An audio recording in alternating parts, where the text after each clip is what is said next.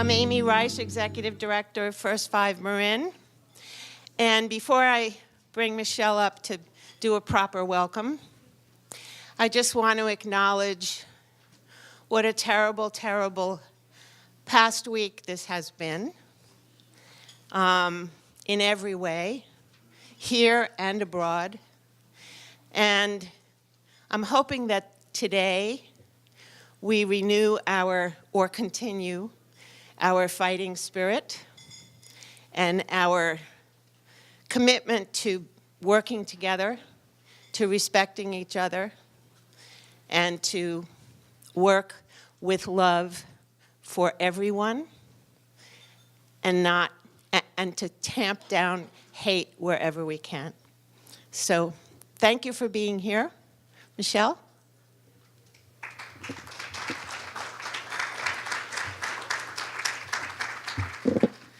Good morning, everyone. I'm Michelle Fedeli from First 5 Marin, and this is the Marin Communications Forum. So thank you so much for joining us today. We're expecting many more guests that are on their way. As Amy said, there's some traffic difficulties today, but thank you for being here for a really important discussion about health disparities and health equity in Marin. And beyond, because we're going to talk about statewide and actually international issues as well. So we're going to start broad and then come in very closely. We normally begin, as you know, with introductions around the room. We have too many people to do that today. But later on, if you choose to speak in public comment, obviously please introduce yourself and let everyone know who's here. We're especially honored today to have guests from consulates who will be addressing you. And I'm very pleased to welcome our first guest, the Consul General of Guatemala, Ms. Patricia Lavanino.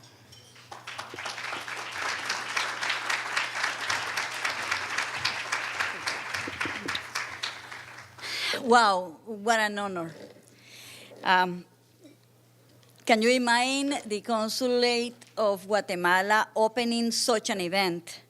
I want to express before starting a solidarity to every community. We all feel what the Jewish community is feeling. We are really saddened that at this time of age, we continue having the same issue in the world, and it's racism and anti-Semitism. Cannot be anymore. It's enough. Enough is enough, and we hope that we can review again our sentiments and our feelings and our priorities as a human being towards other ones. So my condolences to everybody. I think that we all feel what they are feeling. I want to express my appreciation to Marin Communication Forum, to the Marin Health and Human Services, and the First 5 Marin Children and Family Commission for asking me to do the Bienvenidos greeting in the morning. I know that there is a lot of people trying to come to this beautiful county of Marin that is really getting very crowded because it's very beautiful, and also because it's getting a little bit expensive. But it's a beautiful county. I love it. As all we are aware, there is a lot of people from Guatemala in Marin County. They are enjoying this beautiful county, and they are enjoying the friendship and the warmth of its people. You know that they come to work, they come to put all the effort, and they come in pursuit of something that, unfortunate, in our countries they couldn't achieve, which is well-being, happiness, security, and health, especially health. When we get into the Health Week and celebrate and approach and give our talks to them about health, one thing is what I bring, and he said, why you came to this country. Did you come to work or you came to get sick. You came to work. So please take care of yourself and your children's health. There is a study at Berkeley University that people that comes in 8 years, they suffer high pressure, mental issues, and diabetes and all of that, because the way that, the changes in their feeding or, food intake or other issues. But the most important one, and the one that is going to be addressed here, is the mental health. For me personally, is a very important issue, especially in our children, especially nowadays, especially now that we see what is happening right now. How many children are coming in that caravan, feeling uncertain, feeling scared. So when children, not they, but the ones that are coming, but when children comes to this country, a veces, sometimes as an unaccompanied minors or with another person, they really go through a very traumatic experience. And we have to recognize that. Because after they come from our country, which is full of violence, then they go through very, very bad experience in the passing by. And then here they face another culture, another language, another way of life. So of course, that children are, for me, the most important thing that we have to focus our efforts in our consulate. We think that a child has to have the opportunity, and the same opportunity of every child in the world, to have education, to have health, and to have security in their homes.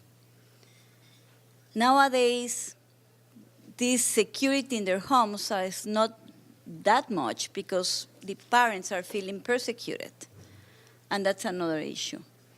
But thank you very much for being here. That speaks a lot about their heart, your heart, for the children and for everybody, for all the immigrant community here in Marin County, and not only in Marin County, in the Bay Area and the United States. We respect this country. We respect its people. We really believe that there is a lot of generosity in here. It doesn't matter what is the current situation. We know what is the heart of every American in this country. And is a country that opens the arm to people that comes looking for a better life. The life that our great-grandparents found when they came from whatever country or continent they came. Mine, they came from Italy, from Germany, but I am also from the Mayan descent. So we are all immigrants, and that's why I think that we have to keep on working, and I want to tell you that the alliance between these organizations and the consulates is paramount. It's very important that we work together. So thank you so much for giving me the opportunity. It's an honor to say bienvenidos. I don't want to take more of your time. I love to talk. I love the microphone. But thank you so much. I really appreciate everything, and I wish many success in your own careers and in this forum. Thank you.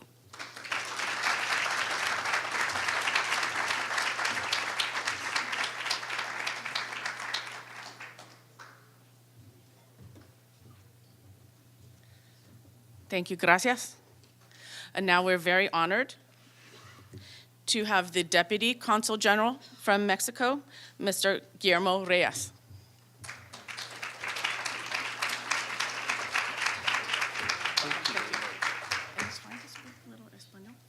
Okay. Buenos días. Good morning, everybody. I was told that speaking in Spanish is welcome. So, les voy a decir algunas breves palabras en español, pero haré mis mensajes en inglés. Lo primero que quisiera decirles es que siento mucho, lamento mucho lo sucedido este fin de semana. Me uno a la Cónsul General de Guatemala y me uno a los organizadores para decirles que en nuestro corazón no debe haber espacio para la discriminación y el odio. Yo creo que todos tenemos un compromiso básico con el respeto hacia los demás, el respeto hacia nosotros mismos y sobre todo la promoción de los derechos humanos. Todos somos humanos. And I would like to tell you also that everybody is a migrant. All of us are migrants. So let me tell you that perhaps one of the main messages is that health is a human right. It's part of our common responsibilities. So we need to promote health in the migrant situation everywhere, here with us. And it's part of our common efforts. So I am pleased, and on behalf of Consul General Jaime Gonzalez, it's an honor for me to participate here with you in this forum. Thank you to the organizers.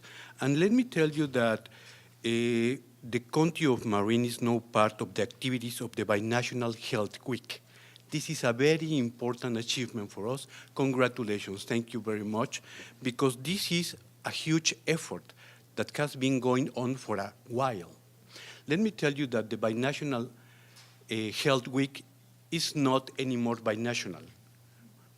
We are participating a lot of countries, not only Guatemala, but also Peru, naturally Canada, United States, Mexico, so it's not anymore binational. And furthermore, it's not only a week. We do this every single day. We do this all year long. So it's a continuous effort that requires from your effort. And I would like to offer you a couple of ideas in which the consulates, we are working together with you in order to promote this kind of activities. Let me make an announcement. In the case of Guatemala, Mexico, and Honduras, we are trying to do something called Tricamex. We are working together in order to join efforts, in order to try to promote not only the health, but also the human rights of our people, wherever they are.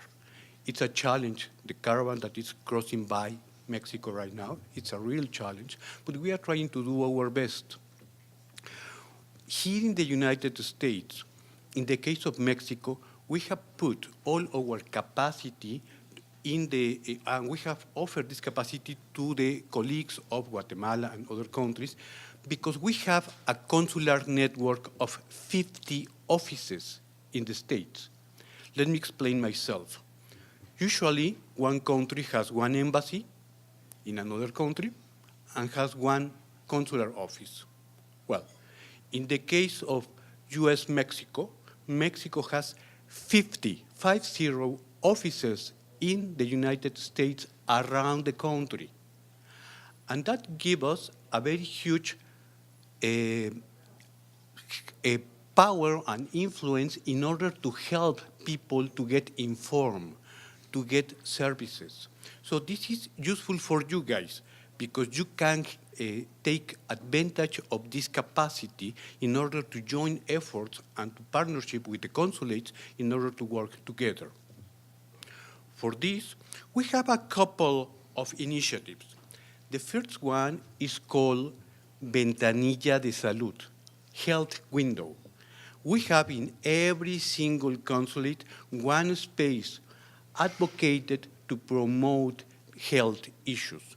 We offer information, we offer alternatives, we promote activities related to health, not only regular health, mental health also, and we do that in partnership with all of you. So you need to take care about this in order to reach out a greater community, the Hispanic community, that we are a lot here. We have a lot of community from Mexican origin, Hispanic origin, and let me tell you another secret. In health issues, there are no boundaries. For health, the boundaries doesn't exist. So we need to take care of this population in order to offer benefits also to our local community. In the case of the Ventanilla de Salud, in the case of Mexico, we are working with the Clinic Tiburcio Vázquez Health Center. They have been managing this window health. It's natural that the Mexican consulate is not a health clinic. We need to partnership with you in order to promote this kind of services. And in this case, Tiburcio Vázquez is making a huge effort in order to work with us. This health window is a resource for the whole community in order to guide them to know better how to integrate into the community in a better way.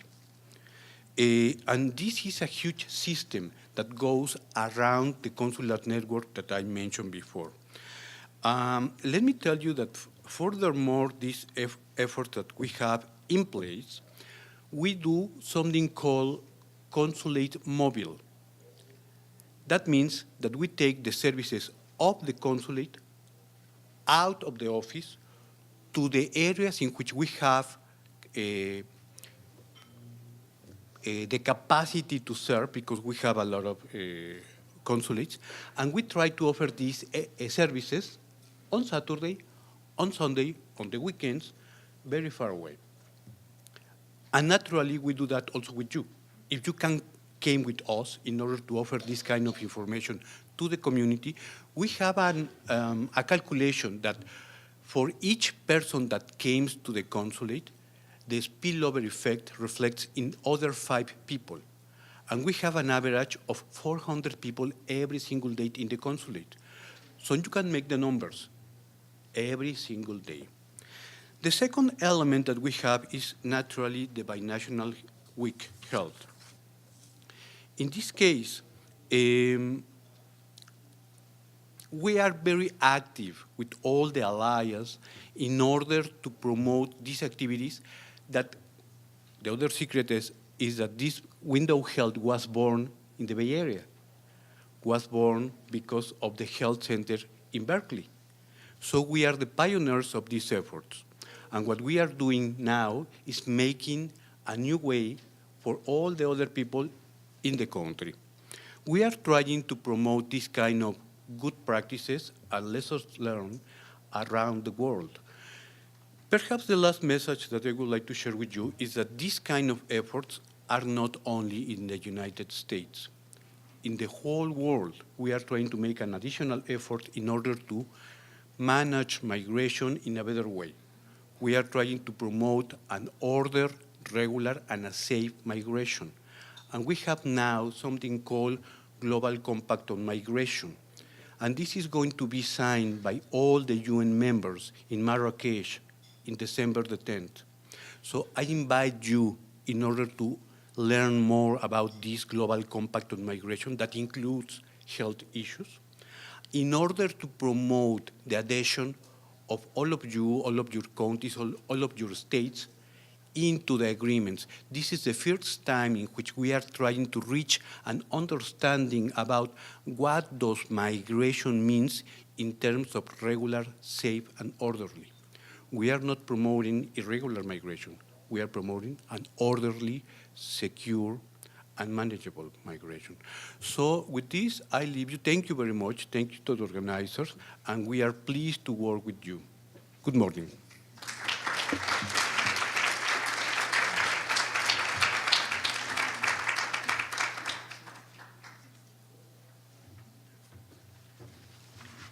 Muchas gracias. Thank you. Thank you both for being here. We're going to continue now and focus in on children's health and well-being with a presentation from a very special report. There are executive summaries out front that you can take a copy of on your way out, and it's available on the websites provided. This report is called Healthy Mind, Healthy Future, Promoting the Mental Health and Well-Being of Children in Immigrant Families. And we have two special guests today, presenters Mayra Alvarez from the Children's Partnership and Alma Saeed from the California Immigrant Policy Center. Hi, good morning, everybody. Good morning. Buenos dias. Buenos dias. We're really excited to be here with you today. Thank you to Amy and Michelle for inviting us to join you all today during this very troubling times for all of us who are interested in the well-being of our children and families in California and across the nation. It's my honor to join the stage with Almas and our partner, the California Immigrant Policy Center, and want to kick it off by talking about an issue that I think is very apparent to all of us in our day-to-day lives today. It's very difficult to separate when our work around the well-being of kids, the well-being of families, from the immigration debate and conversation that's happening nationally.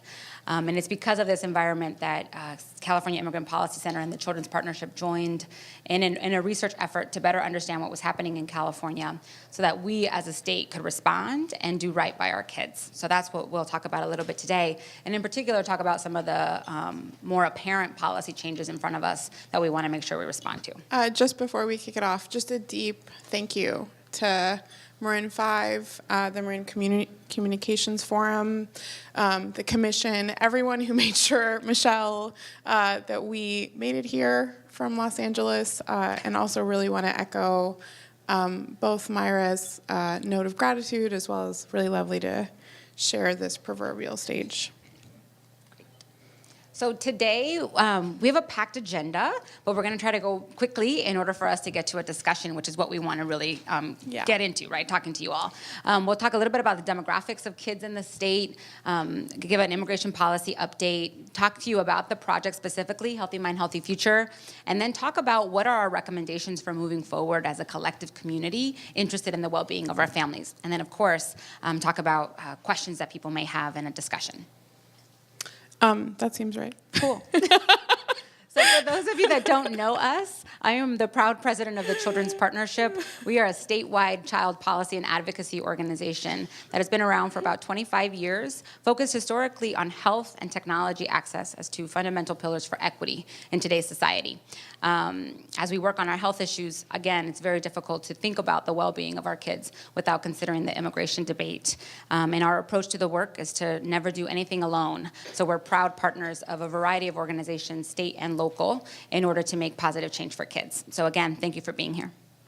Next slide. So I work very closely with Myra, but work at a different organization, the California Immigrant Policy Center. One of my favorite things to talk about is the team and the work that we do. So we focus on health equity and safety net, which is why we're here celebrating Binational Health Week with you guys and thinking through immigrant families and kids. But we also hold a bunch of other buckets. We focus on mass deportation and detention. Some of you guys might know the California Values Act. We worked really hard on that. We're going to talk about that later. And then last year, we enrolled and unveiled kind of a large workers' rights and economic justice portfolio, which for families, working families, really important to think through the relationship between economic security and health. It's something that I spend a lot of time thinking about. This is my illustrious 7th month with CIPC. I oversee all campaigns and all programs. And the ED, Cynthia Buiza, who some of you know, is in France. So you have me today. So who are we talking about when we talk about California's children? So this is a snapshot from kidsdata.org talking about the demographics of California's kids. We have about 9 million children in the state of California, half of which, about 4.5 million, have at least one immigrant parent. And when you think about California being our nation fast forward, that's exactly what it is. Nationally, 1 in 4 children have at least one immigrant parent. But here in California, it's half. And what we've seen with these demographics is that in the past 25 years, the fastest growth in child population has been in children of immigrant families. And that in the last 25 years, the population has roughly doubled in size. So again, when we consider issues of immigration policy, we have to consider them through a children's lens plans in order to ensure that the future implications of those policy changes have positive impacts on our children's development and well-being. And nowhere is that most apparent than in California. And all those kids have parents. In a lot of the work that we do, I think that we focus on the whole family, and really appreciate Myra and her team's perspective on centering kids. And also wanted to just shout out Myra for the awesome banner at the bottom. I clearly used her template, so just wanted to say thanks. Keep going. Okay. So I'm going to start this conversation, and I'm going to hand it over to Almas. So, when I came to the Children's Partnership, I came from the Obama administration where I had worked on health policy. And I was really excited to join a child advocacy organization to carry forward what the Affordable Care Act was supposed to do. We were supposed to focus on prevention and becoming empowered healthcare consumers and moving upstream in delivery. And then the election happened. And I realized that when my team was out in the community doing our school conversations, we call them our Let's Talk series, where we open up dinner, we invite families to come in, and we answer questions about healthcare policy. We would give presentations on healthcare policy, and every question we were getting from our audience was about immigration status. Is it safe for me to enroll? Is anything changed? Can my child still access these services, even with the expansion of Medicaid for undocumented children in California? We realized as a kids advocacy organization, we were doing a disservice by not talking about immigration in the context of the well-being of our children. So we knew we had to really elevate this profile and couldn't do it alone as a kids advocate. It was our responsibility to really use the strength and power of our immigrant rights organizations in order to make that much more of a positive impact. So that is the environment in which we were operating under. It was not only the rhetoric that we saw during the election cycle, but obvious policy changes, multiple anti-immigrant executive orders, rescission of certain policies, and continuing changes in enforcement activity. So within that context, we really relied on our immigration partners with their legal expertise and years of experience to ensure that we're moving forward in the right direction. So with that, I'm going to hand it over to Almas to talk about those changes. Yeah, so, just very quickly, any single one of the issues that, is everyone able to see either of the screens? Just raise your hand if you cannot. So any single one of the issues, from the executive orders to the politics of DACA, including the injunction that we know of from the federal court case in Texas, to what is happening with family separation at the border, and resources and increased budget allocation for enhanced deportation could be something we talk about like all day. I could spend a week, Myra and I could spend a week with you guys talking about each of those things. We're actually going to emphasize today on one thing that's really pressing, which is the expanded proposal for public charge. CIPC anchors the statewide coalition. At this point, it's something like 102 organizations at the table. If you're not already a part of California PIF, or California Protecting Immigrant Families, just find me after this session or after this morning and we'll add you to the listserv. The goal for the state of California is 50,000 comments. We're gonna tell you a little bit later how to get there. Do you mind? Thanks. So for the purposes of focusing on the strategy to drag this out, I'm going to skip over some of the lawyer legalese, which really pains me as a lawyer, but I'm going to do that anyway. Just very briefly, though, public charge is used when an applicant is trying to get a green card, right? You have to disclose any use of public benefits when you're applying for your green card. Historically, cash assistance. Now we're looking at an expansion that includes a bunch of programs that we're going to talk about in the next slide. It's always really critical when I talk about public charge, I feel like I'm on the road about public charge, to highlight that this is a 200-year-old regulation buried inside USCIS's code. I can count on less than 5 hands in the last 50 years as to how many people have actually been deported on public charge, on the basis of public charge. In the late 1880s, when this rule was introduced, it was used pretty commonly and often, ubiquitously. The focus was the Irish fleeing the potato famine, and later on, the Jewish community escaping the Holocaust. Really important historical context, because we sit in communities with each other, and we sit on the shoulders of people who came before us. So for those of you who are in the conversation for public charge, you, like me, might have spent the last 6 months every Friday refreshing the Federal Registrar's page, waiting for the proposed language, and then it dropped on a Saturday in a way that was like crazy. I've been doing anti-poverty work for a really long time. I don't want to tell you how old I am. I have never seen an agency publish language on its own without going through the Federal Registrar, which is a condition of the APA, the Administrative Procedures Act. Without going into too much detail about why this matters, we were a little bit frozen in our ability to submit comments until it was officially published on the Federal Registrar's website. So for the purposes of expediency, what's included in the rule is very different than the 2 draft rules, and I've been here before and talked to some of you guys about this. The 2 draft leaked rules that we got first in late January and then in March. Included in the final draft proposed rule, Medicare and Medicaid, SNAP, which has implications for CalFresh, but which has implications for our state supplemental program. Housing assistance, all vouchers, including affordable housing, some of which is more applicable to other states, but valuable to know here.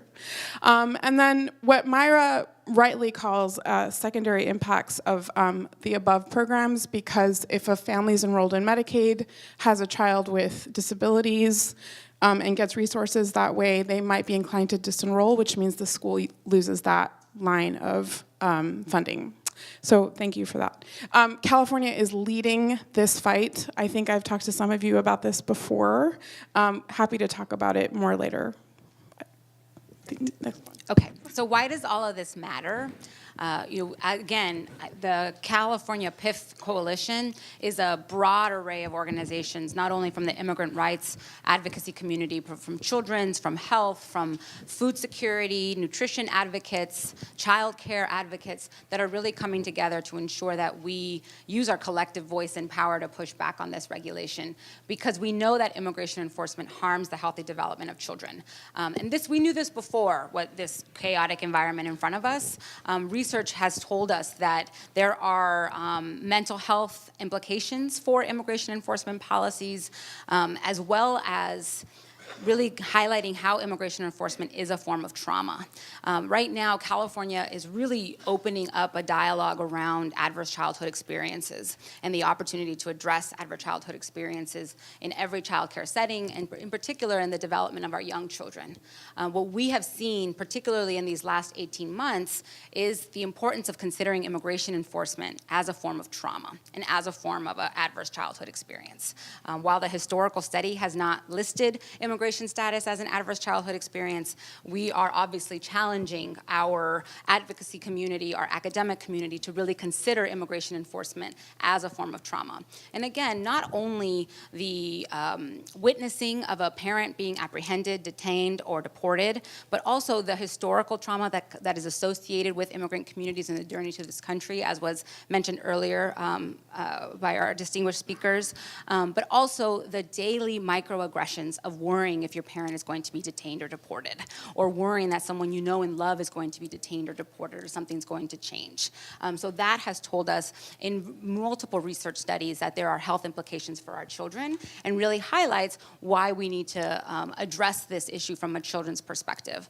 Beyond the direct health implications, we know that if a parent is detained or deported, or if a family is separated, there are other impacts on that child's well-being. The economic insecurity that becomes because a parent loses their job or leaves the country. The food insecurity because they don't have the resources to enroll, to purchase food, or to be enrolled in the program. Not to mention housing insecurity and a number of other different issues that will impact a child's well-being, which again really calls attention to the diverse array of stakeholders that can engage in this good fight for kids. So what is California doing? California is doing a lot. I work up and down the state, Sacramento to San Diego. I'm on the road quite a bit. CIPC is trying to push both legislation as well as we co-counsel on cases, and the truth is this is just a little bit of a snapshot. Everything from protecting dreamers in DACA to fighting back against things like executive orders that include the Muslim ban, and fighting the budget fight over the border wall. More specifically in Sacramento, there are several bills. We're going to talk about them in more detail as we continue. For the purposes of time, I want to just focus on the budget. If you and your organization work on budget advocacy, this is the year to pay attention. CIPC, in partnership with TCP, but a lot of organizations across the state are thinking about a couple of factors that should matter to all of us in the room. A new administration, which means a new governor, trying to determine what that governor's priorities are going to be and what they're going to fund. CIPC has been in the business to Myra's very, I think, important point, which is thinking about the intersection of enforcement and its impact on people and mental health. CIPC has been doing mental health budget advocacy for a really long time, but we almost do it in secret. And I think we need to be a lot more open about the critical value and importance that communities need access to mental health services regardless of status. And then CIPC, as you might know, or not, is the lead on something called Health for All, which is to ensure Medi-Cal access for people who do not have documentation. Kids are already covered. Within Medi-Cal, there's pretty robust mental health reserves. But let's keep going. This is, the focus on the paper. Do you want to kick us off? Okay, so this is just a quick snapshot of the variety of activities that went into the Healthy Mind, Healthy Future project. We've done a provider survey in partnership with the California Primary Care Association. We did parent and youth focus groups specifically in the Central Valley and the Inland Empire. It was an intentional decision to do that, to move away from our urban centers, knowing that many immigrant families cannot afford to live in our big cities, and they're moving to areas that historically have not been as welcoming to immigrant communities. We did a series of key informant interviews, and we did an almost 500-person family survey. About 495 individuals responded to our family survey. Our report was just recently released, and we're going to go in and talk about those details. So from the California Provider Survey, as you can expect, about 151 providers responded. The majority of them worked in some sort of community clinic setting, but there were also a few marriage and family therapists that were responding to the survey. And overwhelmingly, they reported that they're seeing in their patients an increased fear. 90% of the providers that responded to our survey reported some sort of increased fear and anxiety. I didn't do anything, I promise. Increased fear and anxiety around what's happening. In addition, there were specific symptoms that they saw. About 70% actually saw an increase in symptoms in the patients that they were serving. 70% reported that the families that they serve were experiencing anxiety with doing everyday activities, going to the grocery store, going to the park, things that you shouldn't be anxious about, right? That's what they were reporting. And about 2/3 actually said that their patients expressed concerns being enrolled in programs, and that they asked questions about, should we disenroll? Is it safe for us to be enrolled in programs like Medicaid, WIC, and CalFresh? One of the quotes that a health provider shared was, the children are scared for their parents. So it was really apparent that there was direct impact. Our screen wanted to take a nap. It was really tired.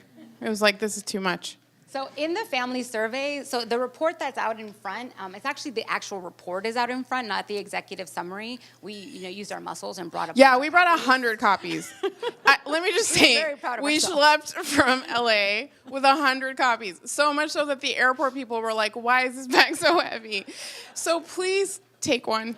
We don't want to take them back. It's really important that you read it anyway. And also, yes, we worked really hard to bring them. Okay, so one of our opening questions to families on the survey was, what is stopping you from achieving your goals and your dreams? And the top two things that rose to the top was President Trump, by name, and their immigration status. So the idea that this environment is impacting every aspect of their lives was the most obvious takeaway from this survey. We also found that since the election, more families are feeling stress and fear associated with this environment more than they did before the election. But what was also really interesting was, if you go down to the hopefulness and happiness, was that our survey respondents were resilient. They still felt that they had something to contribute and that there was more positive days coming. And that was such an important takeaway and value that really highlighted just how resilient our immigrant communities are and how we can tap into that in order to make positive change. And then we did a question specifically looking at their children's behavior. The majority of parents that responded have seen changes in their parents' behavior as a result of the election. And I'm moving really fast, I know, but it's in the report. We just have a lot to get through, I'm so sorry. The majority of immigrant parents actually have discussed with their child detention and deportation. So the idea around being prepared if something were to happen, that's a conversation that families are having. Again, in case something happens or in case policies are changing, the majority of them have had those discussions. And then we asked, where do you feel safe? Where can we, as advocates, make sure we're strengthening resources in order for families to feel safe? Our takeaway was not positive. They feel most safe in their homes. So how can we make sure that we're doing all we can with the incredible work that the California advocacy community is doing in partnership with the legislature? How do we ensure that families feel more safe in other places besides their home? Our research was consistent with what happens at the national level. The Kaiser Family Foundation did a series of focus groups in a variety of states, in 5 states, very similar takeaways from the surveys, which highlights to us what more can we be doing as California. You have California, who is seen as like the progressive beacon on the hill, right? However, when you look at what's happening on the ground to families, it's like no different. The impacts are just as negative. So what more can we be doing as advocates to translate our policy changes into community change and understanding? And then I really want to highlight for many of our child advocates in the room, the Center for Law and Social Policy did a specific study with child care centers and early learning providers across the country and found that these impacts are just as apparent in very young children. But it's important to emphasize that how these traumas manifest in young children compared to school-age children is very different. And what can we do to better respond? We'll talk about that in our recommendations, but want to highlight this incredible report on young children and some future research that they'll be releasing in the near future. So we're going to go into our policy and programmatic recommendations, but this slide is intended to emphasize to you all that as we think about child development and the importance of experiences at a young age, that there is also hope with the protective factors that we can move forward for our children, whether that's supportive environments, positive affirmations. There are a number of strengths and supports that we can do as a collective community to ensure that we are combating this horrible environment around us for our kids, and that's what we'll talk about, our research leading to these recommendations. So I will hand this, okay, go for it. So thank you so much, Myra. I know that was like kind of on fast forward. A lot, what was it, a year that went into the research? A year and 3 months went into the research to think through the impact of mental health, immigration status, and enforcement. I know that was a truncated version, but we wanted to just make sure there was time for Q&A and also really get to this part, which is the policy recommendations for this room. So I spend a lot of time as a deputy director at CIPC thinking about what Sacramento is not doing for us. Here are some things, though, that are happening that are incredibly valuable and important. Community safety has been, and when I say community safety, I think, a lot of times people think of safety in a very traditional sense, like gun control. I mean that too. Today, though, I'm thinking about disentangling the federal government from surveilling immigrant communities and how much that surveillance has a really difficult, terrible, and nefarious impact on families as well as kids. A couple of things that we're doing. So in partnership, to Myra's point, CIPC, I had to count the other day, is a part of 102 coalitions. So we never do anything alone. But the California Values Act, passed last year, is an attempt to disentangle ICE and all federal authorities from our local law enforcement agencies, right? And there's ways in which we're implementing that. In addition, and in coordination with the Attorney General's office, we have a sensitive locations policy that focuses particularly on school and spaces where kids learn, hospitals and courthouses. That's supposed to say schools. That's my typo.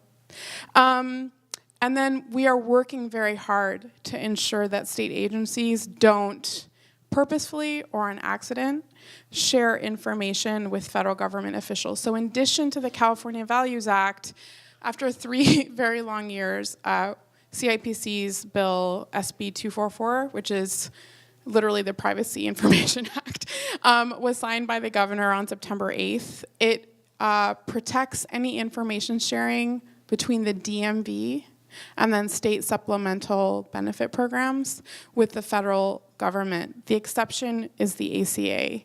And in this particular moment for public charge, it really matters. In fact, it took 3 years to pass the bill, and I think public charge is the reason that the governor was willing to sign it, because it does make information sharing for other reasons more complicated, but applause. I'm going to talk maybe more about SB 54 later. I didn't know if you wanted to add a note about AB 699 or talk about it on this slide. Just kidding. So AB 699 is the Educational Equity Act and requires our school districts to create welcoming and safe environments for children and immigrant families.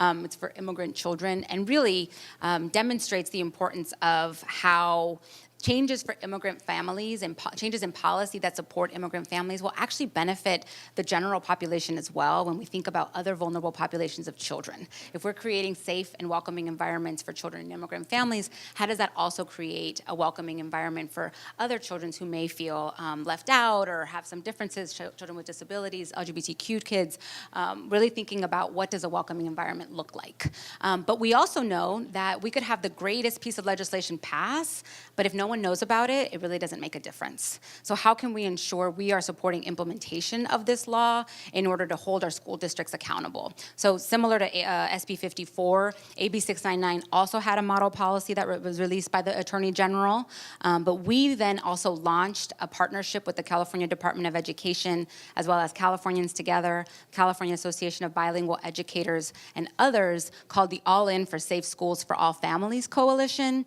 which again attempts to create resources for schools. So everything from what sort of sample emails can you send out? What about a robocall script? How do we make this as easily available for schools so that there are no barriers to implementation?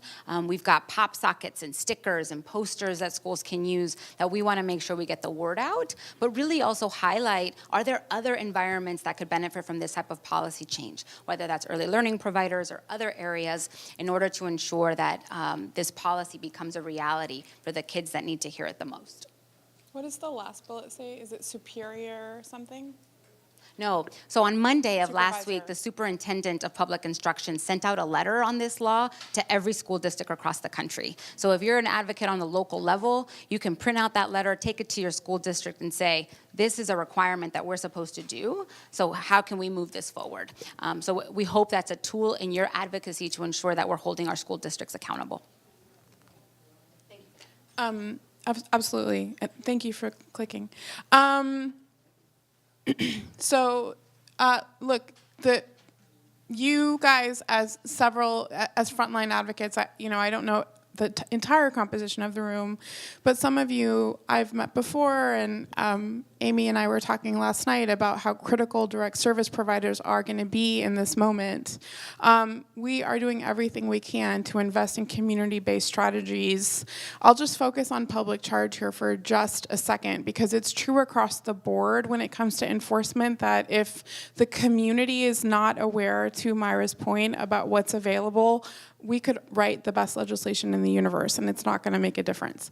A couple of pieces about public charge, though. For example, we are working very closely with communities across the state, asking people to let current enrollees know that they should not disenroll.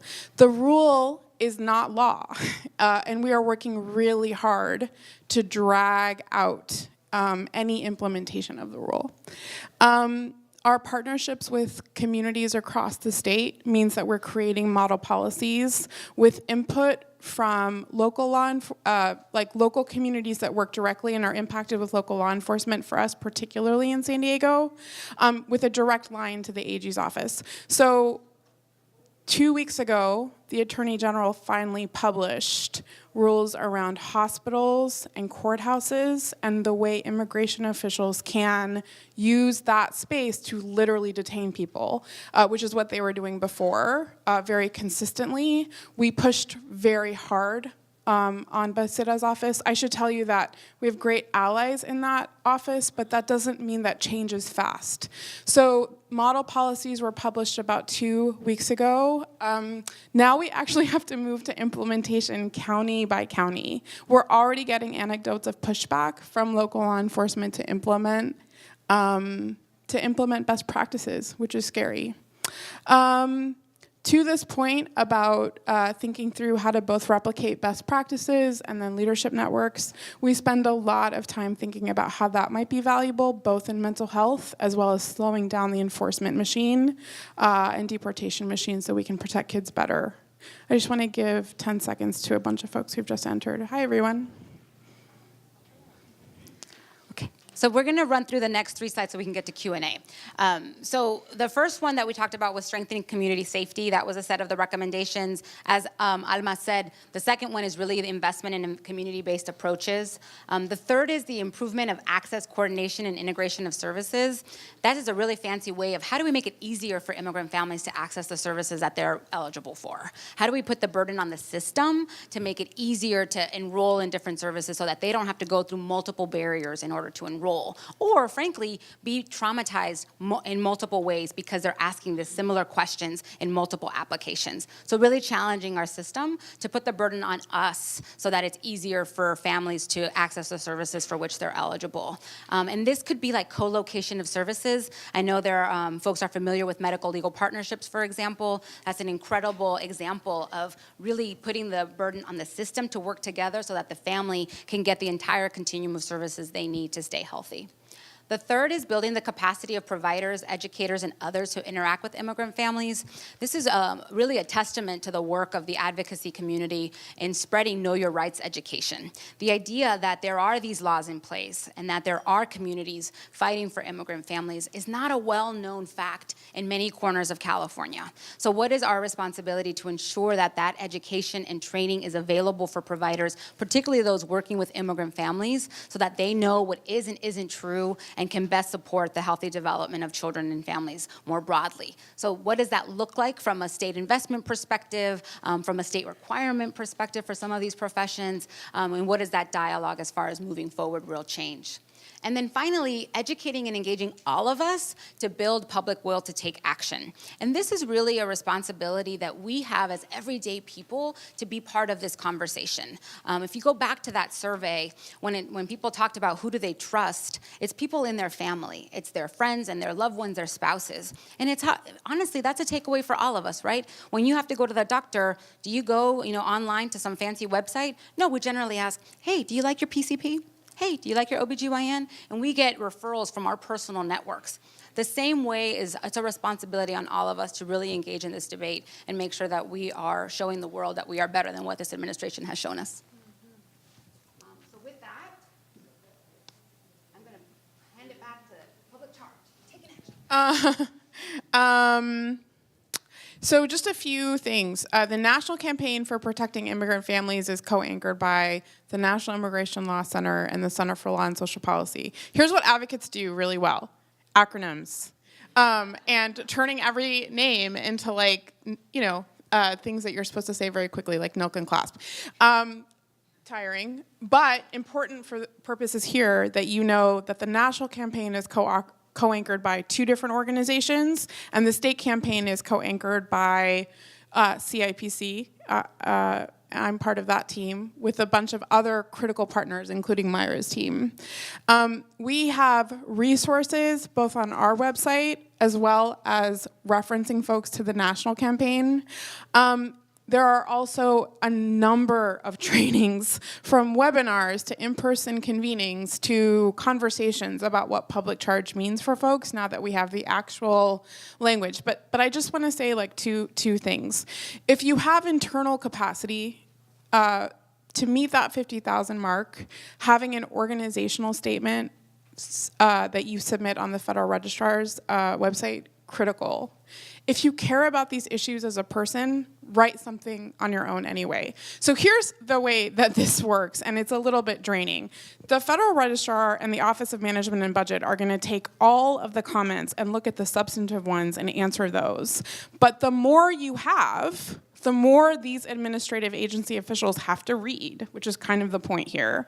They only have to answer and footnote those things that would really impact any implementation of the rule. At this point, we don't care. I'm a lawyer, we call it papering, that's what we're trying to do. And we're hoping to drag it out as fast, for as long as we possibly can. The national campaign allocated 50,000 as California's target goal because of demographics and because of how organized we were before we even had language to work with. I still think it's high and a little mean, but that's fine. Overall target for the national campaign is around 100,000. It's getting pushed to 125. We learned DHS was doing something pretty nefarious a week ago, which is any portal, so that means any microsite that was created for easier use, because using federal websites is actually a little bit complicated, right? They were taking microsites where comments were being published and counting them as one.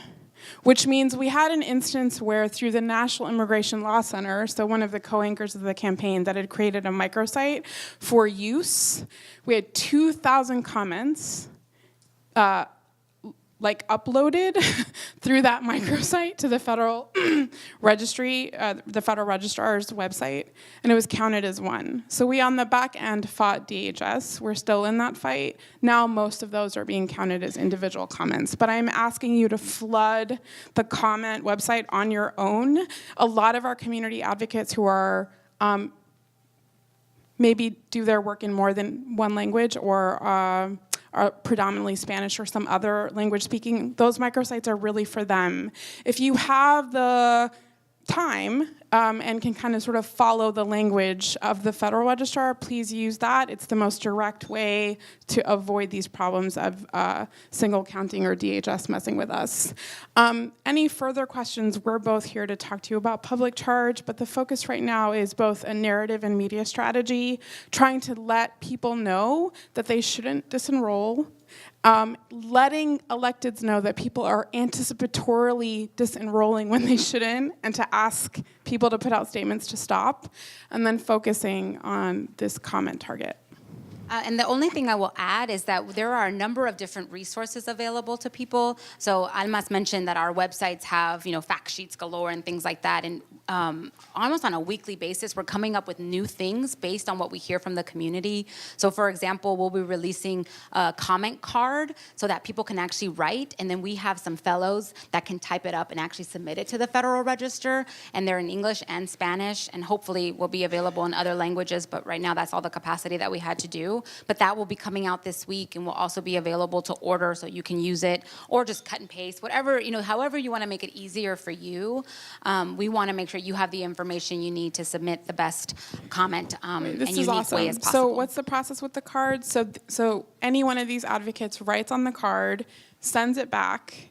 There's a fellow who will directly upload that language to the Federal Registrar's website in the form of a comment. Exactly. And I thank you to the Latino Coalition for a Healthy California and their health justice fellows who are helping us with that. And the Spanish has to be translated to English. Just a quick note that the Federal Registrar won't accept any language except English. It's really important to know that. It's a pain.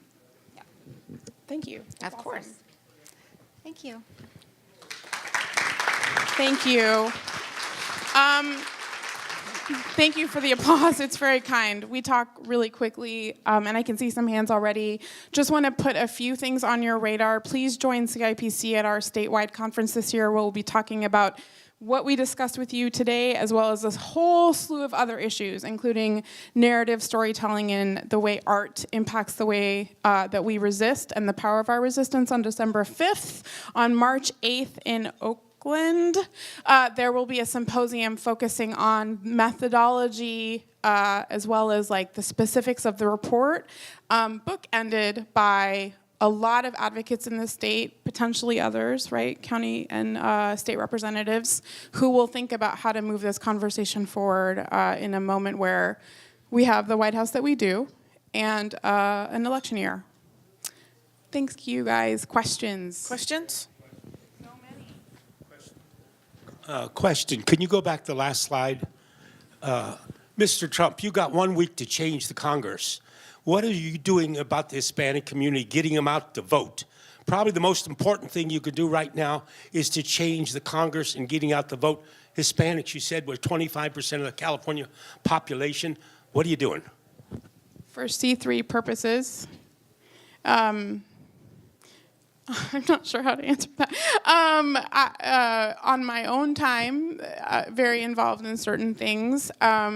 Definitely, I would love to actually hear about what Marin is thinking about, strategies at the county level. I live in LA, which is its own bubble of sorts around GOTV. I think it'd be great to hear about what this community is doing for GOTV, strictly C3 purposes, nonpartisan.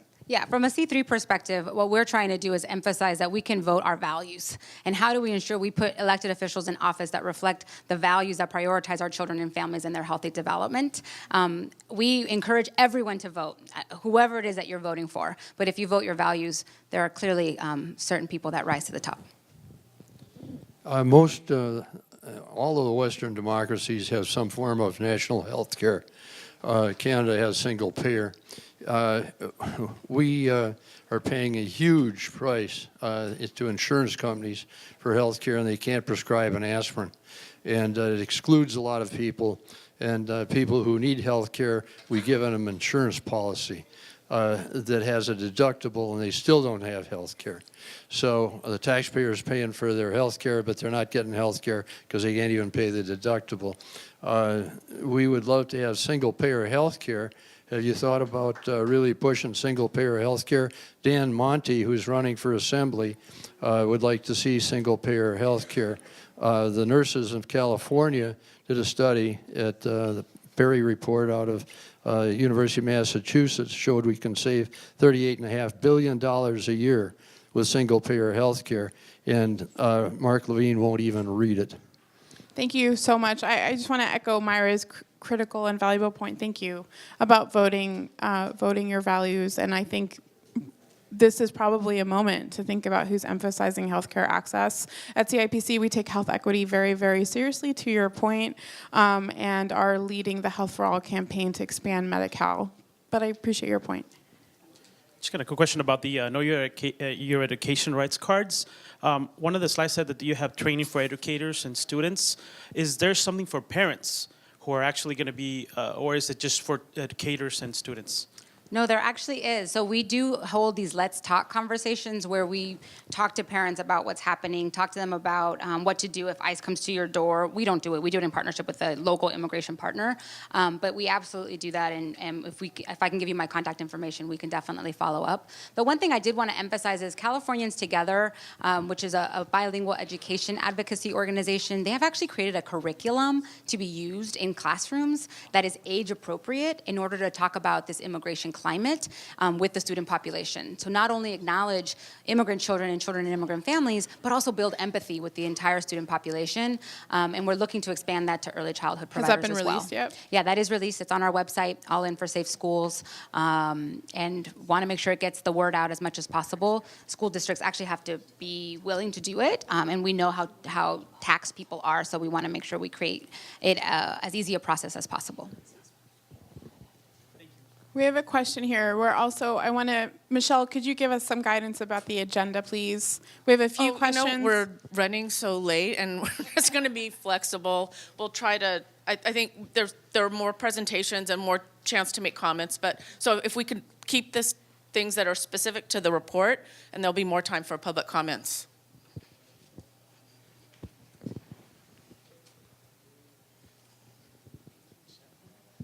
Hi, I'm Melanie Hamburger. I work at Marin City Health and Wellness, and I wanted to know if you could provide some context on the number of children that are impacted by the information, number of children in Marin County specifically that are impacted by the information you presented today. Thanks. Do you mean the report itself? The issue surrounding Senate bills for rights for immigrant children in schools and things like that. I'm just wondering how many children in Marin County have a parent who has immigrated? So it's about 1 in 3 children in Marin County have an immigrant parent. On your seats, I noticed one of our partners, Children Now, conducts a county scorecard and presents really valuable information on data. So about 18,000 kids in Marin have at least one immigrant parent. There's about 55,000 kids in Marin County overall. So again, even in Marin County, those of us that live outside of Marin County, we have biases, right? We assume Marin County is sort of sheltered from this debate, and it's really not. 1 in 3 kids have at least one immigrant parent in the county, so it really highlights the importance of having this discussion. Other questions? Great. Okay, thank you both so very much. Thank you. you. Come see us.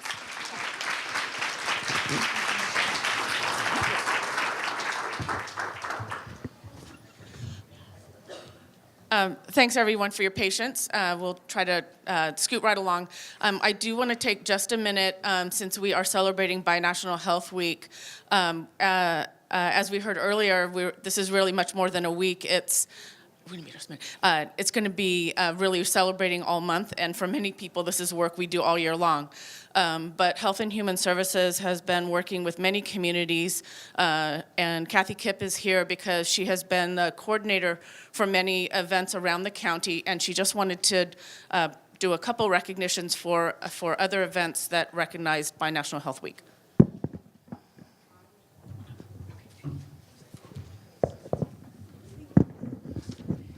Thank you, Michelle.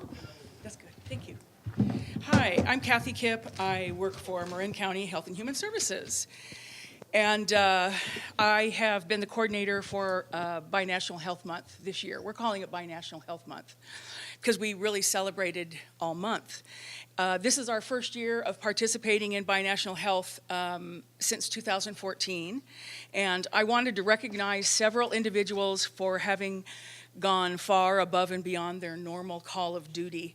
And these are the binational site coordinators. And they're the individuals who took on the added responsibility and creativity of organizing a binational event at their work site. And that is not an easy task, especially when your plate is already full. So they took this on in addition to their already full work plate.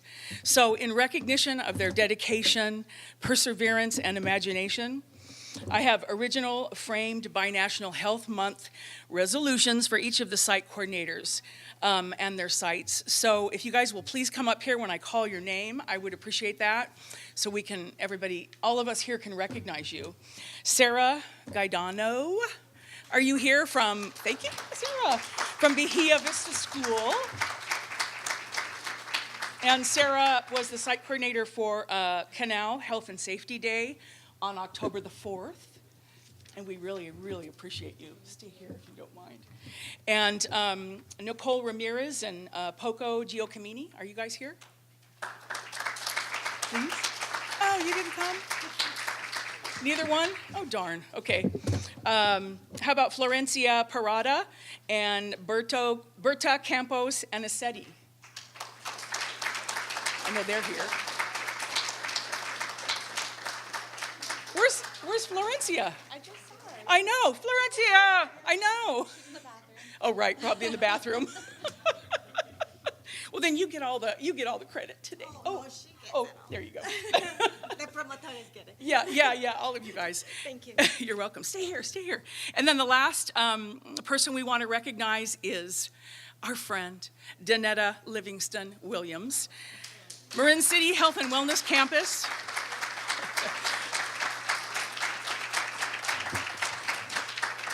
And she had Black Health Awareness Day this past Saturday on October 27th. So these are our the people that we want to recognize, minus one from San Geronimo Valley.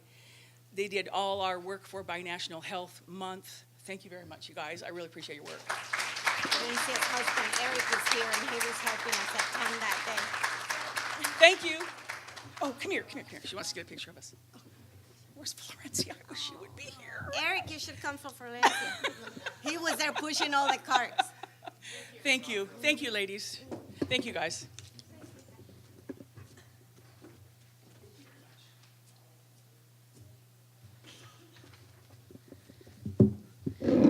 Thank you. Thanks for your patience again. We'll give you a break in just a moment. But before then, since it's Binational Health Week, we want to welcome our visitor from the Health Initiative of the Americas at UC Berkeley.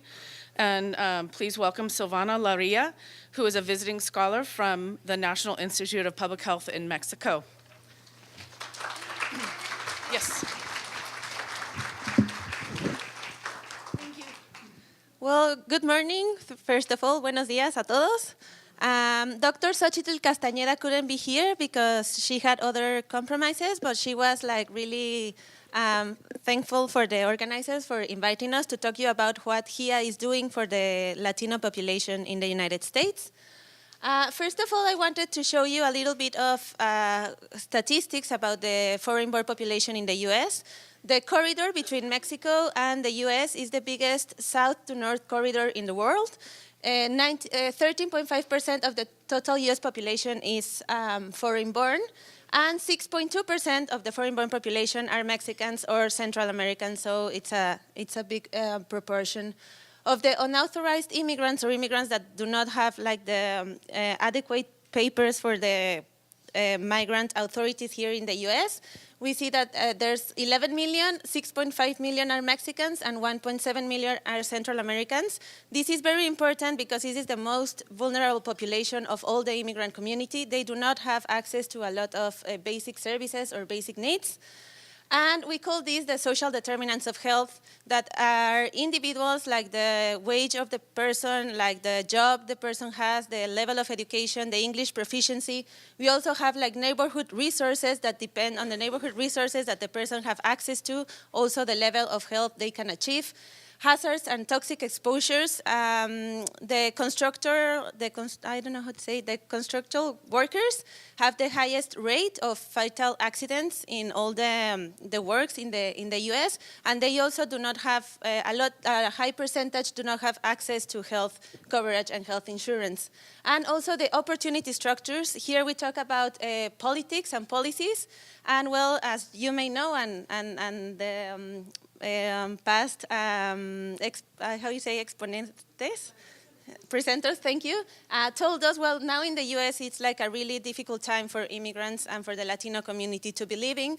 These are just some tweets about the Trump presidency, but we heard a lot of words like criminals, like they are infesting our country, it's a national emergency, we need pass tougher laws, and all this is just not rhetoric or tweets. It has really big impacts in the policies and access to healthcare, access to justice, and access to refugee asylum for the Latino community and the immigrant community. But so when I was doing the presentation, I was like, is it all lost? No, it's a really difficult time, but no, I don't think so. In the polls or the surveys they are doing, we see that a lot of Americans do not think that the immigrant community are taking the jobs from them. They don't think that they are criminals, and they think that we have to have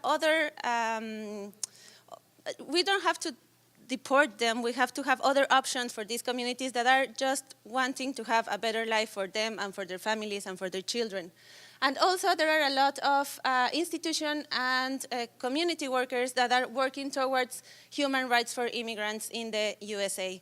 So what we are trying to achieve is health equity for these communities. One of these institutions is the Health Initiative of the Americas.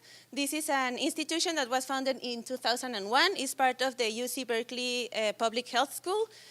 Dr. Xochitl Castañeda is the director of this Health Initiative of the Americas, and the main objective is to reduce the health disparities of the less advantaged Latino population in the U.S.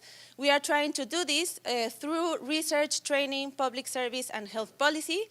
On research, we have a program that funds young researchers to have funds to do the research, but also to use the findings for informed policy decisions. In these last 15 years, we have allocated over $5 million for these young researchers. And also the Health Initiative of the Americas, in partnership with other institutions, as CONAPO in Mexico, are publishing a lot of reports. In November, it's coming out the 14th edition of the Migration and Health Report that it's free in the webpage if you want to have access to it. It's in English and in Spanish. But they also make manuals, fact sheets, and dictionaries that are free and are for the general population, just to get to know some of the issues that is affecting the immigrant population in the US. In training, they have two big activities. The first is the Binational Promotoras Program. They work with las promotoras or los promotores de salud here in the US, and it's annual, and they will talk about issues in the context of migration, mainly health and migration, how migration affects health, and how we can do to diminish these health gaps. And also the Summer Institute on Migration and Global Health. This is targeted more for students or researchers that wanted to know more of what is happening, the last advances in migration and health. It's every year also, and it's done since 2006 in co-working with the Ateneo Network. In the public services, well, that's why we're here. We have the Binational Health Week that, as they already told you, it's no longer binational and it's no longer a week, it's a month. The aim is to improve the health and the well-being and to try to reach to the hard-to-reach Latino community through a lot of access to health services during this month.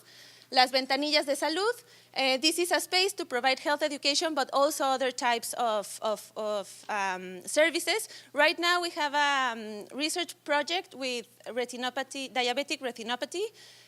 Diabetic retinopathy is sorry, I forgot the word, like a comorbidity that can cause blindness if not treated. So what we are trying to do is to detect that in Las Ventanillas de Salud, right now just in Fresno and San Francisco because it's the pilot project, but we are taking the pictures in Las Ventanillas with no cost, and if the person needs to be referred, then we have already identified like low-cost clinics where they can get the treatment, and if they can get it for free, then we can make that too. And the health promotion campaigns that it's about a lot of topics, HIV/AIDS, sex trafficking, mental health. We are focusing right now really hard on mental health. And health policy, it's also the Binational Policy Forum on Migration and Health with governments, with researchers, with the community workers, with the immigrant population. And so we can talk about the challenges in health that Latino communities have right now in the US. And also very important, it's the research for action, not just doing research to do research, but to use these findings to help promote and diminish the health gaps in this community. Other resources, we have also a telephone, the 211, it's also a web page. In this, there are resources about mental health, about jobs, about support for older people and people with disabilities. Acceso Latino, it's also a web page, an informative platform about mental health, jobs, how to get a driver license, citizenship. We have a lot of topics. And online courses for the general population. They are for free. You can go to the HIA webpage, and there's the link if you're interested in taking any of these courses. And well, thank you very much. I only have 10 minutes, so it was really quick. And well, just remind you that no human being is illegal and that health is a human right. It's not a privilege or something we have to pay for. So thank you very much. I hope you like it.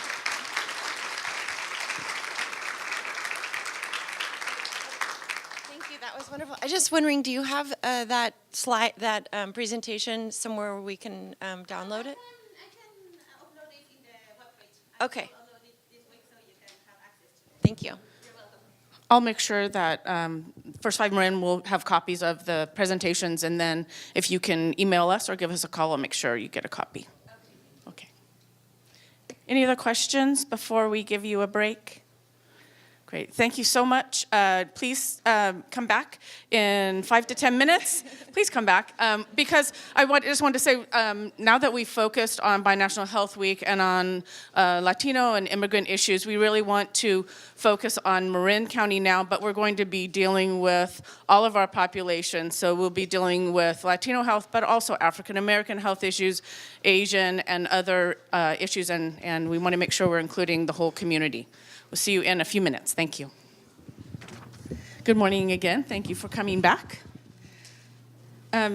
So now we want to continue our discussion and really focus in on Marin County and learn more about not only the health disparities here, but also about all the work being done at the county and by wonderful programs in our community that are trying to address health disparities and combat them with alternative programs, non-traditional means, and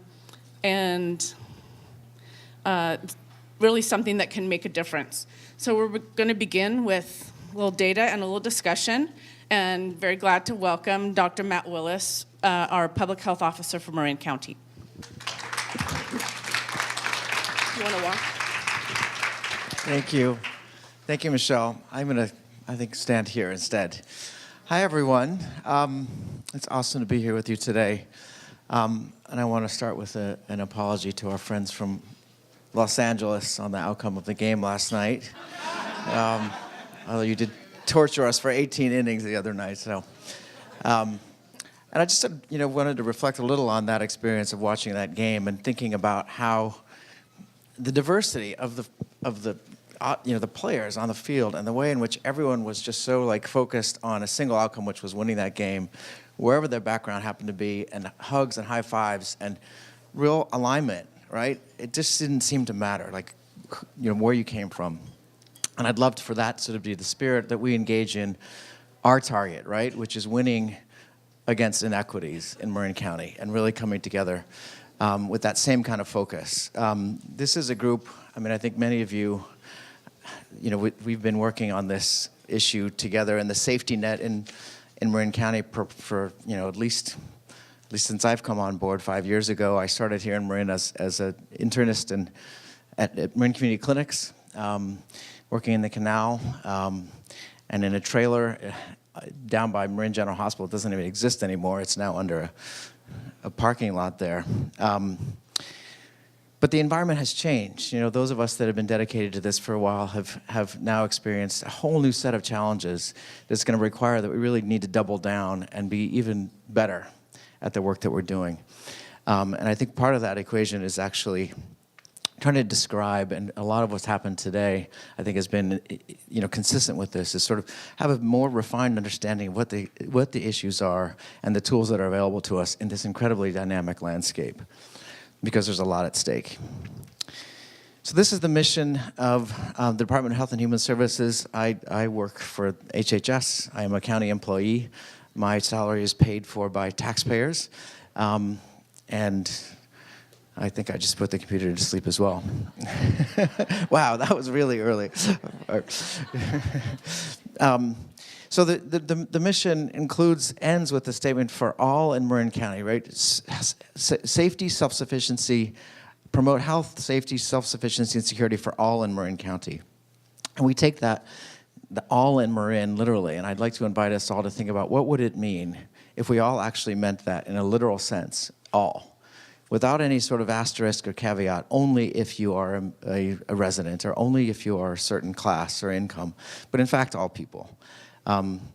And that's a relatively radical notion if we get into the details.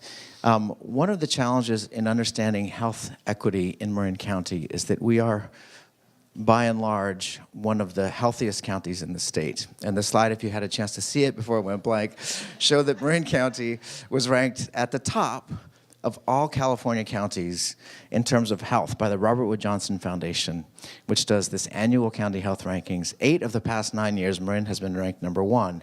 One year we were number 2 behind San Mateo, and then we regained our position at number 1 last year. So what that means is that we could be sort of lulled into a false sense of security that we're doing okay, right?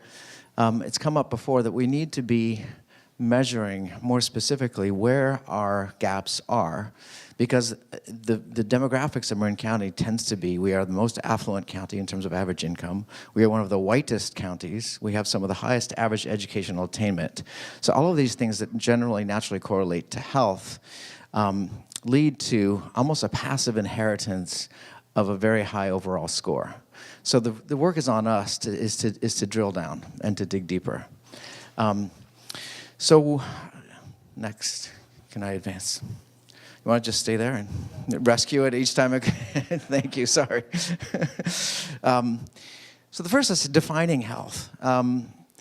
It's important that, when I was a clinician in the clinic, I sort of thought of health in a certain kind of way, right? And the health outcomes of my patients, and there's a lot of work to be done there, certainly important.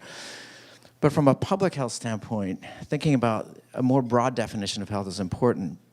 This is the definition that the World Health Organization came up with in 1948, when the United Nations Declaration of of Rights, Human Rights, and health as a human right, and the World Health Organization sort of echoed that by saying that health is a state of complete physical, mental, and social well-being, and not merely the absence of disease or infirmity.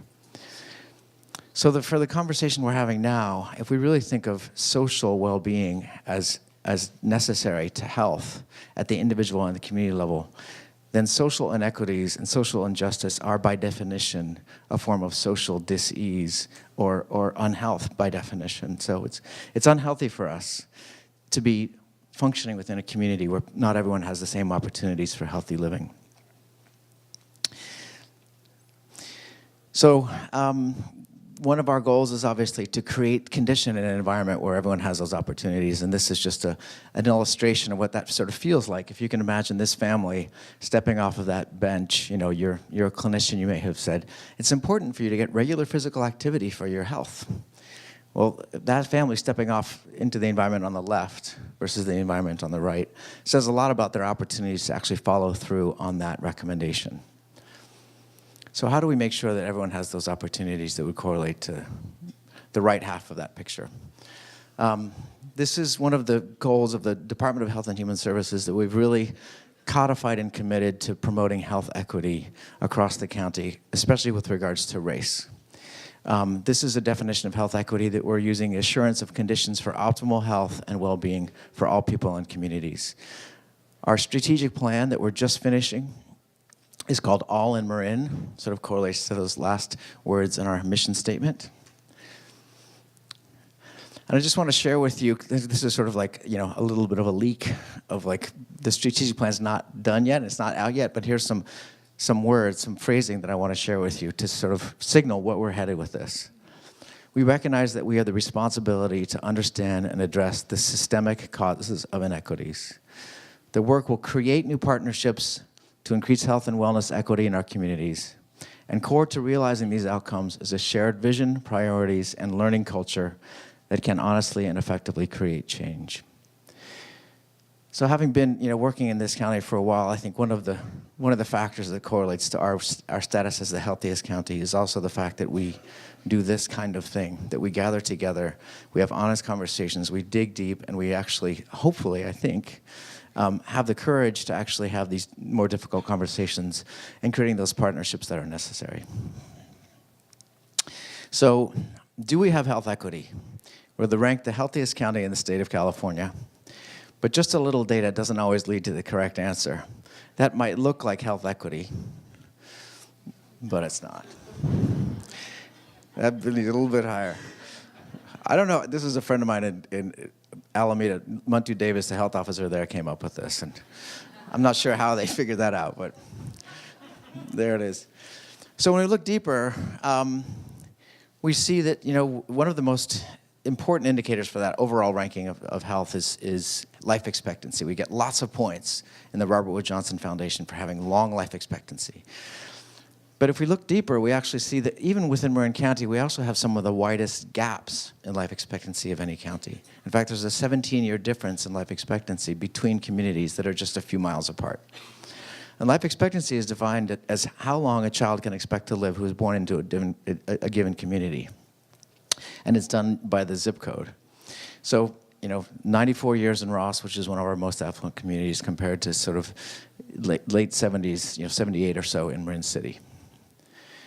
So if we're looking for obvious and objective measures of inequities, they're here, right? Our life expectancy, our zip code is actually more determinant of our life expectancy than our genetic code. So this is just a general question for us. Is it possible to reduce health inequities in Marin County? And I would approach this as a yes or no question. Like, can we? It's either going to get worse or it's going to be, right? That gap, that 17-year number is going to get bigger or it's going to get smaller. That's only one, So can we address these in Marin County? Yes? Yes, right? I mean, that's an assumption. It has to be, right? So where should we focus our efforts to have the greatest impact, right? That's the real question, is how? We have a lot of great speakers coming up, and I want to make sure we have time for them, so I'm going to go fast through some of these. This is some of the most important, so I'm going to get into some data now, right? There's a ton of data available to us. It can be overwhelming to try and describe every manifestation of inequities when we look at our data, so I've just selected a few to sort of prompt conversation. So these are not meant to be sort of the exclusive and primary issues primarily, but they're exemplars, I think, and prompt important conversation. So this is the percent of mothers receiving first trimester care in Marin. The reason I chose indicators for this that relate to children is this is a first 5 convening, and also it is also one of the most efficient ways that we can impact and sustainable change across our community through intergenerational benefit by getting as early as we can in a child's life. And this actually is an indicator that relates to even before birth, right? So on average, we have 92% of our women in Marin County receive care in their first trimester. However, for African American women, it's closer to like 83%, and a smaller amount among Hispanic women, and Asian women compared to whites. So that's a gap in access. And it correlates to outcomes, right? We know that in Marin County, about 7% of our babies are born underweight. That's one of the lowest overall rates in the county, in the state. But about 12 or 11% of African American babies are actually born underweight, and a higher proportion of Hispanic and Asian compared to whites. Again, so right from the earliest stages of measurable outcomes, we're already starting to see disparities that over time perpetuate and lead to these much larger differences in things as profound as life expectancy, how long one can expect to live. It turns out that third grade reading level is a really sort of efficient and important moment in terms of setting the stage for a healthy and productive life. And a lot of the initiatives in education are focused on third grade reading level. And it's partly because children with strong reading skills in the third grade are 4 times more likely to graduate from high school and 3 times more likely to enroll in college. And then there are health outcomes that are associated with those outcomes as well. So these are third grade reading levels in Marin County. So these are this is the proportion of children who are reading below third grade standards established by the state. And it's about 8% of white children are reading below those standards compared to a much higher proportion of children in ethnic minorities and racial minorities in Marin. Again, something that we could be doing early in life that would set the stage for equity. And then corresponding differences and disparities in graduation rates by race. Home ownership. So this is it was mentioned by one of the first speakers that a quarter of Marin County African Americans, it was mentioned that Marin County is an incredibly expensive place to live. And we see that in terms of our racial differences in access to home ownership. About a quarter of Marin County African Americans and Latinos own their homes compared to 2/3 of whites. And then finally, in terms of the metrics I'm going to offer where there's racial disparities, because it's in almost every metric that we look at, is food security. So this is one that relates very specifically to health. 1 in 2 African American and Latino families have reported that they've experienced food insecurity in the past year. 1 in 3 Asian and Pacific Islander families compared to 1 in 7 white families. So when it comes to health outcomes, especially with regards to that difference in life expectancy, this is a really important one because the primary driver of that gap in life expectancy is differences in what health outcome can you imagine, right? It's heart disease, cardiovascular disease. Premature preventable cardiovascular disease in certain communities contributes to about 40% of that difference in the life expectancy between communities in Marin County. And what is the determinant of that premature cardiovascular disease? Death, right? It begins early in life, and it has to do with nutrition and physical activity and stress and access to health care. So nutrition is an incredibly important factor in terms of promoting health equity. I'm going to shift gears real quick just to end with a few slides on access to services. It's been mentioned before with regards to the immigration concerns that we're still trying to figure out, is it better or is it too risky, or are people better off remaining engaged in services for which they are registered that the government is offering them? From a public health standpoint, and the Department of Health and Human Services has been doing a lot of work prior to the Trump era to get people optimized and enrolled into services that we know will benefit them for their health. Women, infants, and children's, CalFresh, food assistance, healthcare, Affordable Care Act, Medi-Cal. These end up being sources of people's names getting on lists. And so there's this concern about, where's the balance there? And I don't know that we fully answer that. In fact, you will hear, even within Marin, different answers to that question. Some people will say, stay on it, it's better, and some are like, get off it, right? So, and I'm not going to say that I know the answer, but I think it's important for us to talk about. What I can do is measure. So when in doubt, we can measure things. And what we see is that there's been a steady decline in enrollment in Medi-Cal since mid-2017, which from a public health standpoint is obviously a concern. There's been a decline in enrollment in CalFresh. These are food stamps. A rapid decline between January and April of 2017. Right, so these are people who are receiving assistance for accessing healthy foods who are no longer receiving that assistance. So what else is happening? What are they doing instead? It's likely that the quality of the food that they're able to consume has declined, and it will have health outcomes. Women, Infants, and Children's Program, this is one of our programs within public health. And we saw also a corresponding decline.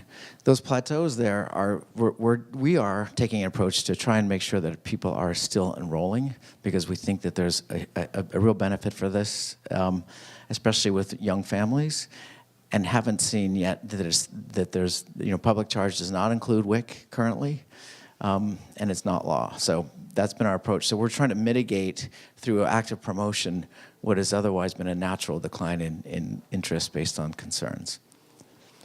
I'm going to end with one super cool little program that's happening at San Pedro School.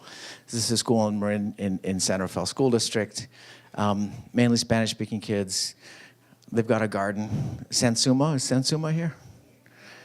There you go. So this is, awesome. So this is one of the programs that we support. Yay. And it's just, you need hope, right? So these kids are growing vegetables at the school, and they're growing a lot of them, and it's working. So this is just a pie chart of like all the different vegetables that they've grown at the school through Sansuma that's supported by the Department of Health and Human Services. And almost 3,000 pounds now that they've grown. And then, this is what happens with that food, and this is what's so exciting. So this goes to the San Rafael, the school, right? So the vegetables go into the school cafeteria, promoting nutrition. But it also sold to some of the local establishments. So anyone I'm going to make a plug for Cafe Arrivederci and Vin Antico, because they're buying food from these kids and serving it. Right? And then some of the extra food is donated. So this is where I think we need to be thinking about strategies where we're coming together, which is these are all the think about all the co-benefits of that, right? You might say that's a nutrition program, right? Because it's food. But what else is it? Right? It's nutrition for the school community, but it's also the children will bring home those habits and teach parents. It's engaging youth in the local economy. Actually, they're able to sort of have that relationship with the vendors. They're like, oh, you know, how much should we charge you for our tomatoes? They're learning all that. Reducing food waste, right? So they're reducing greenhouse gas emissions. It's locally grown. It's experiential education, so they're getting their hands dirty and they're in the space. And it's sustainable. And there's a similar initiative now going on in Marin City with the Intergenerational Garden. We got to be in Marin City on October 11th for a tree planting ceremony where they're having an orchard, a new orchard that is going into Marin City right by the senior center. So those are some of the examples of the hope. And I've offered some data on some of the challenges. You're going to hear more about park prescriptions later, so I'll fast forward through that. And that is our HEAL initiative, Healthy Eating, Active Living, just one of the many initiatives that we're trying to engage in here in Marin to address health inequities. And I'm really excited about the next part of this conversation. I'm proud to be part of this community, and I think we have what it takes to address this issue. Thank you.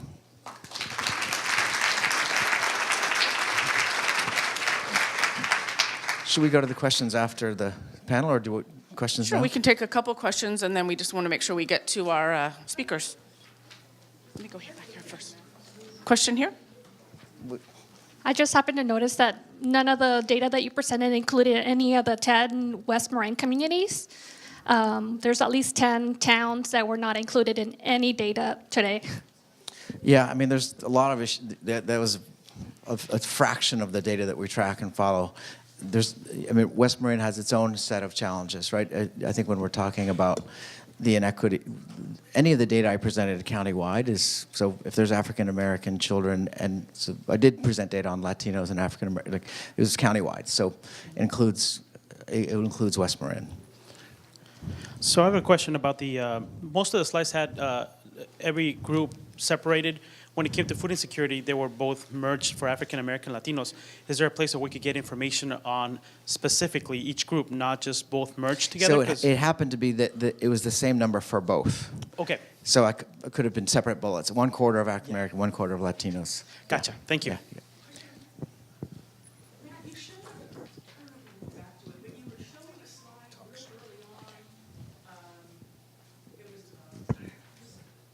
Kathy. Here.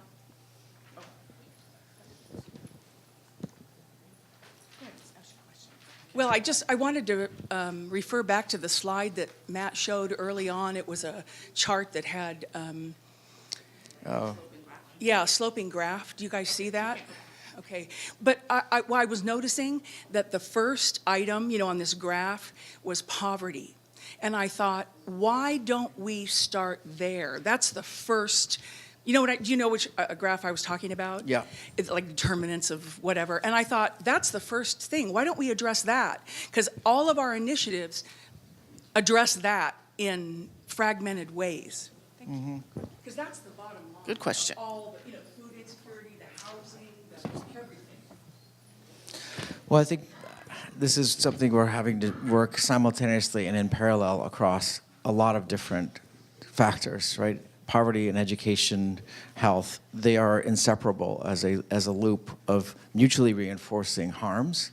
And addressing poverty is, I think, one arm of the effort. And You don't think that it can be addressed poverty, that it affects all the other?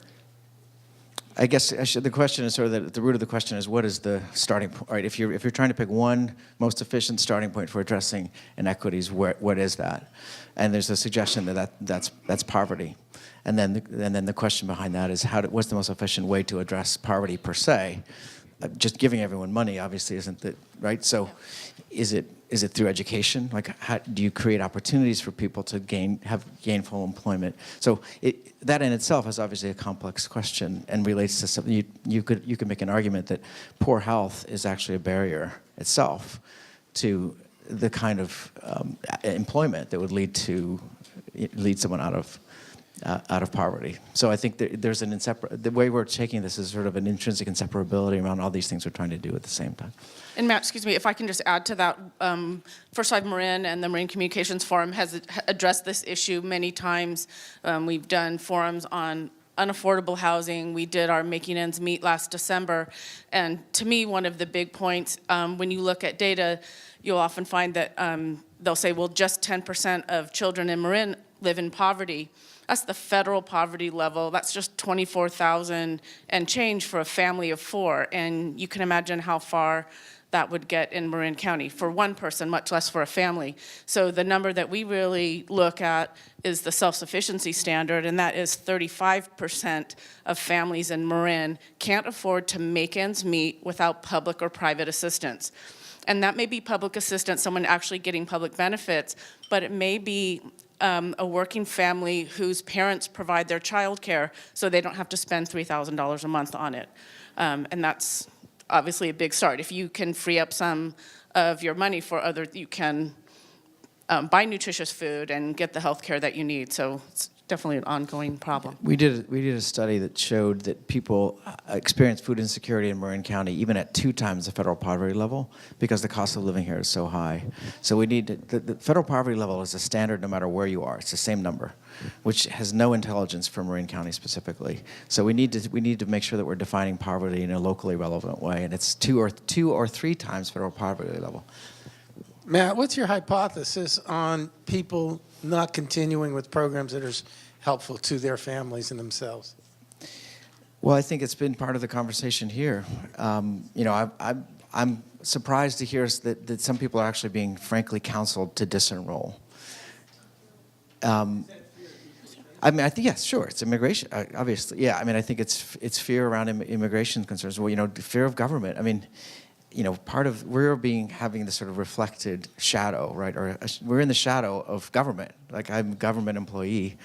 It's hard for me to even relate to the concept that I might be seen as somehow connected vertically up to the White House. But in fact, I think some people view us that way. And we need to do everything we can to present sort of a local and friendly, welcoming face, and do everything we can to buffer that effect.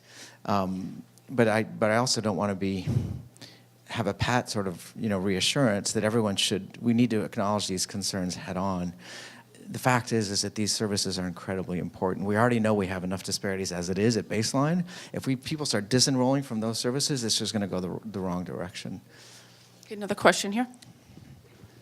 I just want to make a statement. I'm CEO of Catholic Charities of San Francisco and Marin, and I completely agree with you that poverty cannot be addressed unless you address all of the other factors, including health, including education, including food security, and also including education amongst the majority white culture, who is often the factor or part of the issue in increasing the disparity, because the culture is just not there to support those in poverty, particularly those who are of minority cultures. Thank you. Thank you. Okay, another question here. We have one last. Hello. So I want to go back to the slide that mentioned home ownership. I know you won't go back to the slide, but I just want to go back to that. And my question is this, because I kind of wrote it down to remind myself of what it was. It was 2/3 of whites own their own home and one quarter, yeah. But, my question is this. Is home ownership related to health, or is it behavioral health? Because even if you are a person of color, it doesn't necessarily mean that you are in bad health or without resources. But here in Marin County, that still contributes to whether you are able to, own a home here. So, my question, is it a question of health, or is it a question of behavioral health? If you, Yeah, I have a hard time seeing the difference between those two things. I think it does relate to the sort of what do we mean by community, right? When we're defining the Marin County community, if it's ownership and place, right? This is my place. I own my home here. I'm part of this community. That is a privilege that is experienced by one group that is not experienced by another. And the consequences of that in terms of identity, and I think it's something we're trying to still understand. I think it's physical health and mental health. Sorry, I didn't answer your question. see, I'm not meaning the health of people who are not homeowners. I'm meaning, is it a question of, I don't necessarily want a person that doesn't look like me to live next door to me. Oh, I see. That is the behavior I see. that I'm trying to address. All right. So I just modeled the white lens. Yeah. Get Yeah, it? I mean, Get it, Matt? yeah, now I get it. Well, that's what I'm saying. I think in this conversation you need to be really direct, right? Because I have a totally different background and understanding. I mean, I think there's a lot of evidence that white people continuously underestimate the role of discrimination. We did it in our own set. So I'm just sort of reflecting on my biased interpretation of your question. Maybe that's a good time to move forward, and we can we can hear from our community programs, and we'll start saying things out loud. Thank you. Okay? Thanks. All right. Thank you. Thank you, Dr. Willis. Okay, so we want to continue now and hear directly from the programs that are serving the community and hear how they're doing things differently and why. And we'll begin with David Escobar. Good morning. All right. 5 minutes, David, okay? What? 5 minutes, please. Yeah, I know. So I had a bunch of slides, and I did my little thing last night, and it's like, 5 minutes, dang. Okay, so like one slide, right? And but I just wanted to sort of acknowledge the angst that has been roaming around the country. And we are in a battle. We really are. And I want to sort of encourage you to encourage others, to encourage me to continue the struggle. That's why they call it the struggle. And there's always been a struggle. There always has been, but we've, overcome it. One battle after another. We've always, the resiliency of the community and progressive thought and has always prevailed. So I encourage you to keep up the battle. Let's do it, Let's do it together. My name is, again, David Escobar, and I'm the new director of programs and operations for the new Multicultural Center of Marin. I don't know. And yeah. And so those of you that participated in our gala on Saturday, it was a huge success. We had over I think about 400 people plus that attended. It was amazing, good dancing, etc., good music. And so we are now the Multicultural Center of Marin, formerly the Canal Welcome Center. So if you've heard of us back then, we're now the Multicultural Center of Marin. And I think in terms of what we're doing at the Multicultural Center, this is going to be our second year that we've conducted indigenous cultural healing circles in the community. And what are the healing circles? They're evidence-based indigenous Latino approach to develop spiritual, emotional, and physical wellness, resiliency, providing participants with mind, body, spirit, and emotional balancing. So this is a Mesoamerican approach. I was just talking with the Guatemalan consulate outside. There's over 18,000 indigenous communities. Primarily, there are diasporas that are concentrated in Alameda County. Here in Marin County, and I've been writing about this for about 20 years when I was working with Steve Kinsey's office, there's about 10 to 12,000 Yucatec Maya.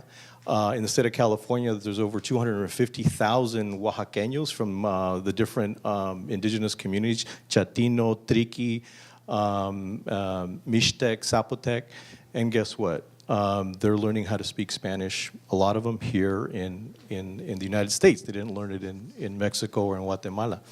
So that's what's going on. I think the other piece here is also that even if there isn't an identification personally with indigeneity, there's still many Latinos that do identify to parts of the ancestral part of the culture. And so we've really looked at using a lot of the traditional medicines, the traditional healing methodologies that, guess what, they are concluding that very much so are in fact scientific. So I'm really happy about that. It's like they're finally coming up to our speed, right? To indigenous speed, right?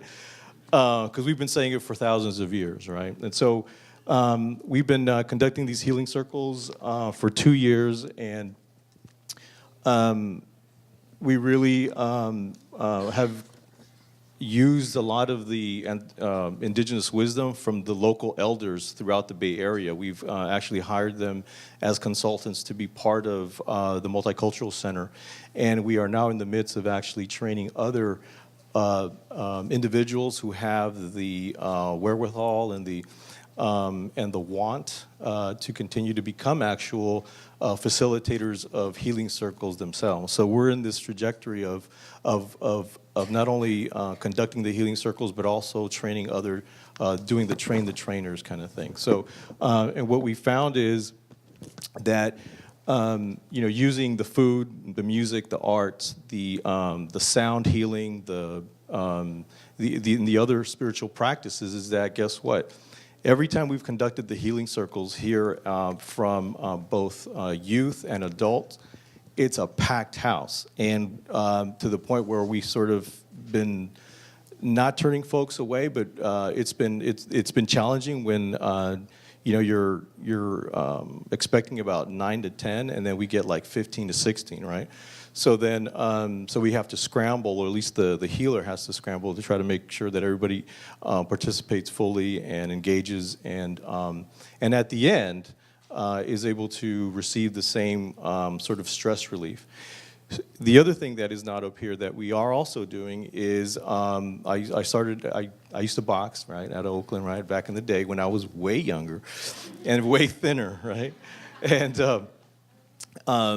believe it or not, that we're doing that at Pickleweed on Friday nights. We're going to be expanding that to 5 days a week here near the Civic Center. We found a place. So guess what? We have a huge contingent of women that are participating in the boxing program, and it's really a boxer-size kind of activity. And the most phenomenal thing that's also happening there is, I have at Pickleweed, I have a line of like 5 strollers and a bunch of babies in there sleeping. And once one of the babies cries, the moms stop, and then they go find out which one's crying. And then they stop to breastfeed, and then and they're like, okay, it's yours, okay, could go back. And so they're doing the training and the boxing, and then once the baby's fed, they cover back up, and they're back over to the boxing program again. So it's amazing. The other piece of that is that we also have had several women that are survivors of domestic violence that are also participating. So that has actually given them an empowerment, a sense of confidence that they've indicated to me that they would not have had if it wasn't for the boxing program. So I'm really delighted at the different things that we're doing in terms of our organization now, and welcome you to come out and check out the boxing program down in the canal. It's free of charge for the community, and we're finding a lot of young people, both 4th, 5th, and 6th grade young girls that are also participating, and they're loving it. So, and because we're short of time, I think I'm going to end it there, and just want to thank you for your resiliency, and let's keep the struggle going, folks. All right? Thank you. Thank you, David. Thanks so much.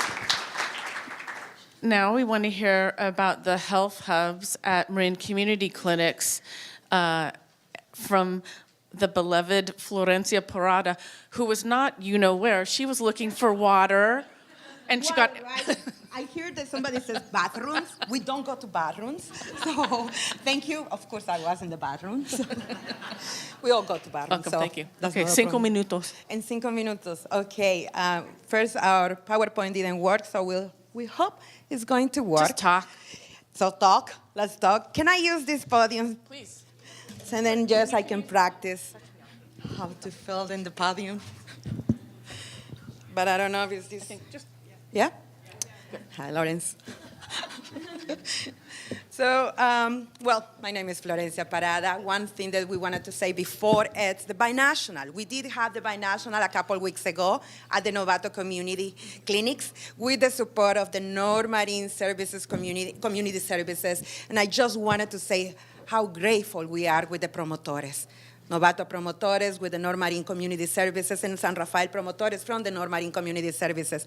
Without them, without our community members, this couldn't happen. We needed a lot of support. We needed a lot of volunteers. We needed to put so many activities together because we had 20 community partners coming. And we have about 180 people total. And it was hard. It was a hard event to put together and also our outreach. It was really hard to go to our community in Novato and bring people together to utilize our activities and our services and raise awareness about what we're trying to do in Novato. So I really want to thank our promotores and Berta and everyone who was involved, because this is not just one person working on this, it's a village. And this village worked hard, and this village make it happen. So we still don't have the PowerPoint. Still, there you go.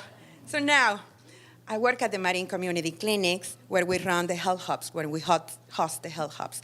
And for those who don't know what the health hubs are, it's a farmers market-style food pantry distribution that supports over 500 people every week at our clinics in Novato and San Rafael. We wanted to thank the San Francisco Marin Food Bank and the extrafood.org, because without them, we will not have the food to support our families. But also, somebody was saying in the beginning, this is a welcoming environment. That's what we want to create, a welcoming environment.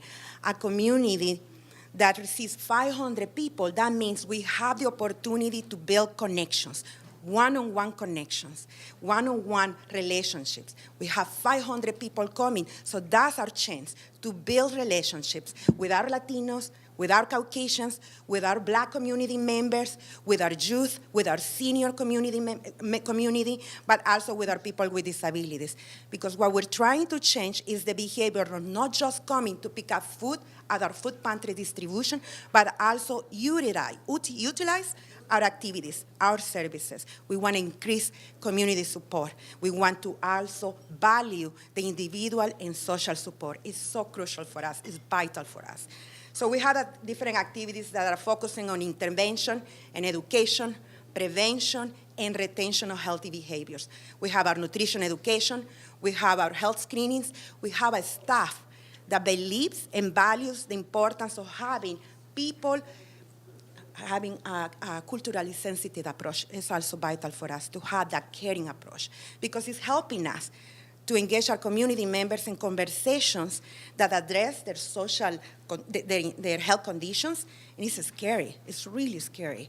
So we want people who can also talk with our families from the patient's perspective, from the human's perspective.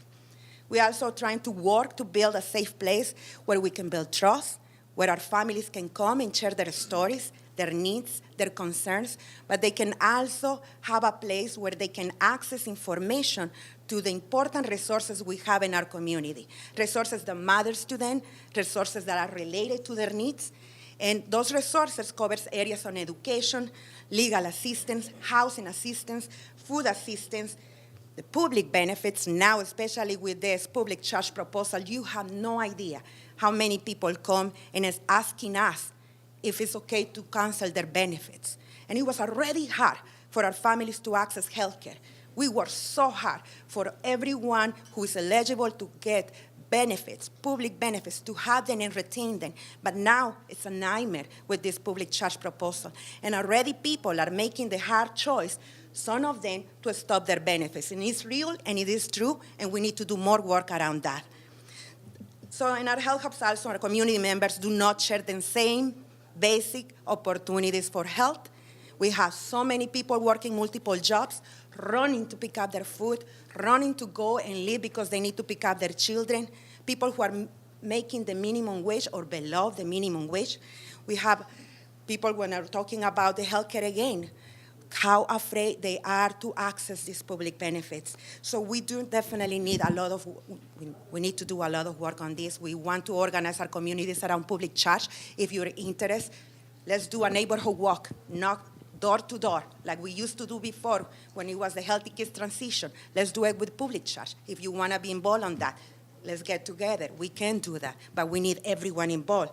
So another thing is our stories, our families' stories. We value that so much. We have participants who are telling us when they go and check their blood pressure, simple to just check the blood pressure, but it's not that simple because people are telling us how afraid they are about the information they're gonna get around their health when they check their blood pressure. Can I afford to be sick? Can I handle to be sick? That's what they say. I have multiple jobs, I have 2 works, but I'm still not making enough to pay my rent. I don't have insurance. Can I afford to be sick? And this is the issues our families are dealing every single day. And he was saying, this participant was telling us, I cannot save money. Saving is just a dream. It is a privilege, and it's not our privilege. It's not the dream that we can have. And that's upsetting. Another privilege in our communities, the health hub community, it seems like it's a dream to think about fair housing conditions, fair living conditions. You have no idea how our families live. And many of us know that, we breathe that, we live that, we see that, we witness that. And still we haven't been able to do enough for that because we don't have policies that are supporting our families with tenants' rights. Because we live in a huge socioeconomic disadvantage that is affecting every single of our families in our health hub community. And it seems like not everyone understands because a few months ago, we were very stressed at our health hubs because we knew it about a group of tenants who were about to be evicted if they were not in agreement to pay a 40% rent increase. So it was really bad. We have over 60 kids about to be displaced from their homes and from their school district. And it was really hard to know that, and we didn't know what to do. What the tenants did, they organized themselves. They seek help from Legal Aid of Marin, and what Legal Aid of Marin did was connecting them with the Marin Organizing Committee. And MOC, what they did was organizing the key players from the San Rafael School District, from the City of San Rafael, and with the tenants, and everyone working together to advocate for fair housing solutions, but everyone working together. And by doing that, the tenants were also learning how to exercise their voice, how to exercise their rights, how to use the platform that it was provided by them, finally, with the tools that they needed to advocate for that fair housing solution. And what they did, it was also advocating and negotiating positive outcomes for themselves. We wouldn't do that if we were not all of us working together on this. It was an authentic collaboration. It was an authentic partnership, and that's what we need. This is not about one organization or another organization. It's about all of us working together and learning how to organize everyone and also respect every single of our families with all the levels, with all the leaders. We are, how I can say this, we are leaders if you give us the opportunity. We all have a voice if you give us the platform. And when I say not everyone is understanding this situation, there was a public meeting about housing and the policies regarding housing. And landlords were talking about that it's not their problem if these tenants don't know how to save money. It's not personal, it is just business. And I save money because I think about my future. That's what the landlords were saying. So it might not be personal to that landlord, but it is very personal to our families who are lacking the social, the financial, and the environmental support. It is personal to me. It should be personal to all of us. It should be personal to all of us when we hire people at the parada, the day laborers, and paying them below the minimum wage. It is our responsibility, it is our duty to start taking care of our families. And when you hire people below the minimum wage, you are also part of the issue. You are also part of this discussion that needs to happen, because we need to be authentic about that.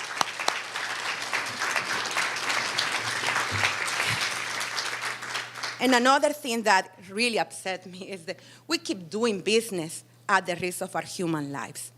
We keep doing that because people think it's okay, because we see that as a normal thing now, because we're numb with our feelings and emotions and actions and reactions. Shouldn't happen anymore. And it's also easy to say that we don't think about our future because we don't save money. But if you remember the participant we mentioned before, saving money is just a dream. It's a privilege. It's not for us.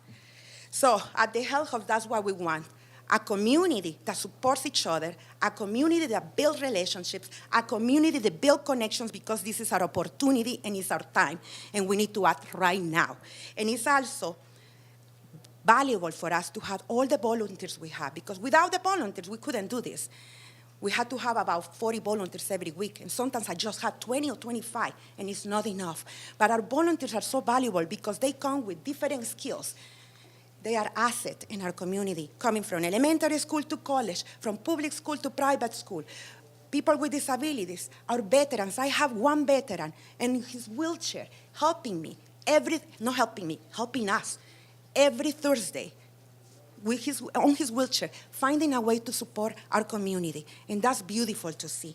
So this is what we want, to create those opportunities for our families, to take care of each other, to build a safe place for all of us, to be able to have these conversations when we feel included.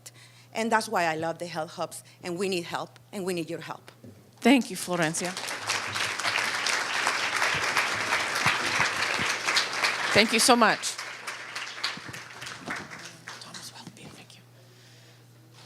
Thank you. So we want to continue to hear about North Marin Community Services from our friend Berta Campos Anicetti. Thank you.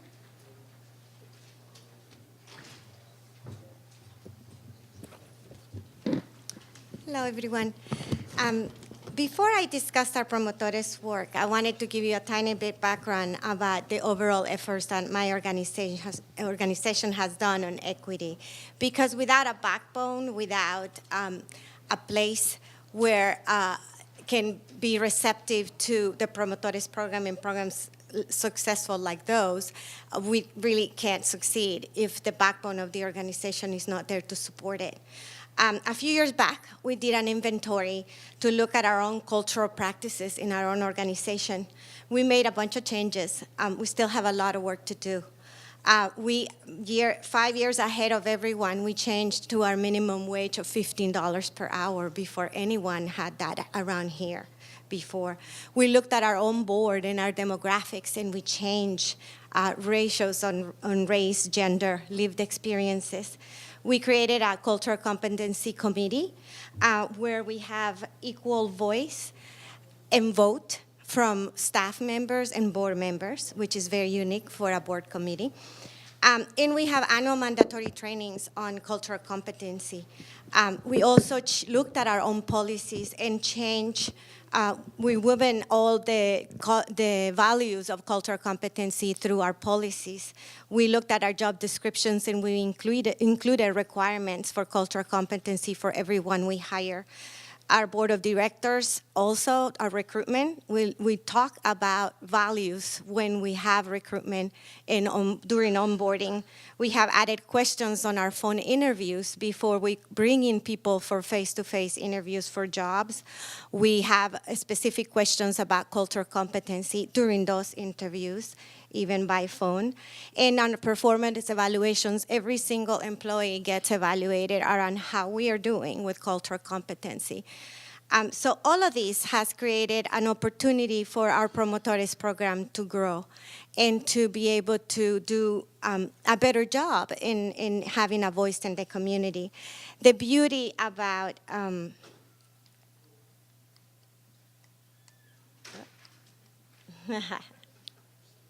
the beauty about technology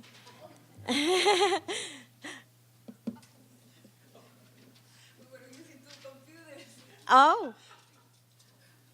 Okay, I can keep talking. We can just move it. The beauty about having a program that can succeed is because of this backbone, as I was saying. The Promotores program is an interesting model. Promotores have been around for a really long time. It's just have become very popular in Marin and in California, but the reality is that Peace Corps and all organizations international have used this model for many, many years. The reason why it's so successful in Novato is because it's a good way to get to community, because Novato is all spread out. We don't have a specific area of the town where Latinos live, and our target is the Latino population. So promotores who lived all over town is the way in which we communicate and do our programming. The other uniqueness of this program is that we're not an agency that determines what the problem is for the community for this program. For this program, the promotores gathered over 10 years ago, and they made a list of what did they think it was their priority issues in the community. And it was them who chose and prioritized them. To my big surprise, I expected immigration to come number one, and it wasn't. The promotores chose underage drinking as the issue top for them way back then. And they continue to identify that along with emotional support and mental health services as the top two issues that they want to work on. And every year we revisit that. And it's interesting because it creates a very interesting dilemma, because there's many, many other pressing issues in our town. And there's a lot of issues that we need to work on. And everybody comes and said, can the promotores work on this? Can the promotores do this and that? Well, but who are these promotores? The promotores have 3 jobs. They are volunteers. They get paid jobs, and they volunteer with us on their spare time. So it's not someone that we hire and has a salary and say, I want you to go and do this. That's not the premise of the model of the promotores. The promotores decide what are their pressing issues, and in my job as a person who coordinates that program is to find the money to have them do what they want to do and what they want to work on. So that's not to say that we don't collaborate. We actually do a lot of other things, but we really, really try to stick to what they think is the priority they want to work on. That's what's unique about the program, is the strategies and the focus of what they want to work on. It is their decision. The promotores are usually people in the community who live in an apartment building. Perhaps it's the person who creates a collection, or perhaps someone who gathers the neighbors to cook meals when there is an emergency or a disaster in the family. We usually say that Maritas are usually the ones that know this information. When a new arrival to this country comes and they come and live in Novato or in San Rafael, they could go to Niña Marita because the neighbor says, I don't know where I'm supposed to go to sign up for the kids to go to school, or I don't know where I go for health care. Let's go ask Niña Marita, and she will tell us what to do. We try to identify those Maritas and actually provide a little bit of training, because the expertise, they already have it. We are only providing a little bit of training on content about resources. Our job is to connect people to resources like mental health. That is one of the things that we do, is to eventually not push people, but to support people, to be an extra pair of ears when they have a big load of problems. And when they're ready to be connected to services, then we make that link. And the other thing I wanted to say that has been a great challenge for us is to find bilingual therapy. And many, many years in support, in collaboration with Canal Alliance, and with great efforts from Sandy Ponick, who's sitting in this audience. Her hard work really, really paid off of many years trying to ask, please, please, please, we need funds for bilingual therapy.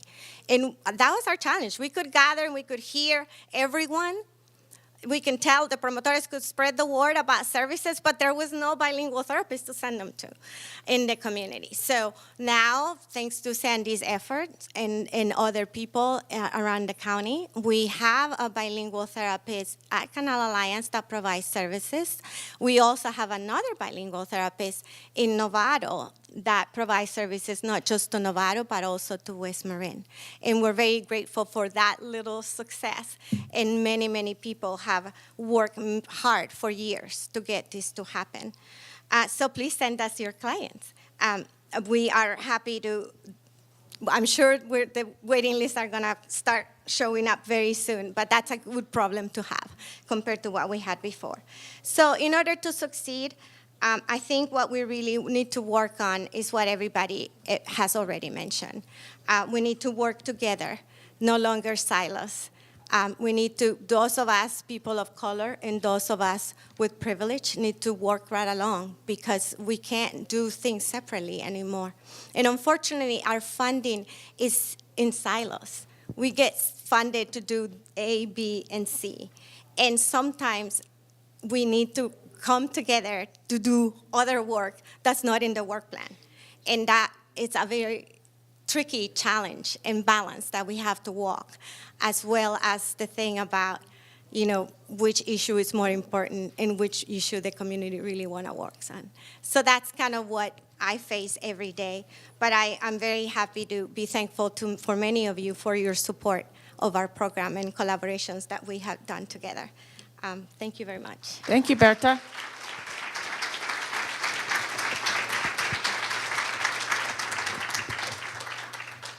Thank you. Now we wanted to hear about the Marin Asian Advocacy Project. Our friend Veneno, thank you for coming. 5 minutes, okay? Buenos dias. Thank you. Do I look Asian enough to you? Anyway, I'm not the first choice, so I don't have anything prepared for you. I'm a second choice for this presentation. But supposedly, I try to recruit some youngsters, some different faces in the community. I just couldn't find one, so I end up to do it myself.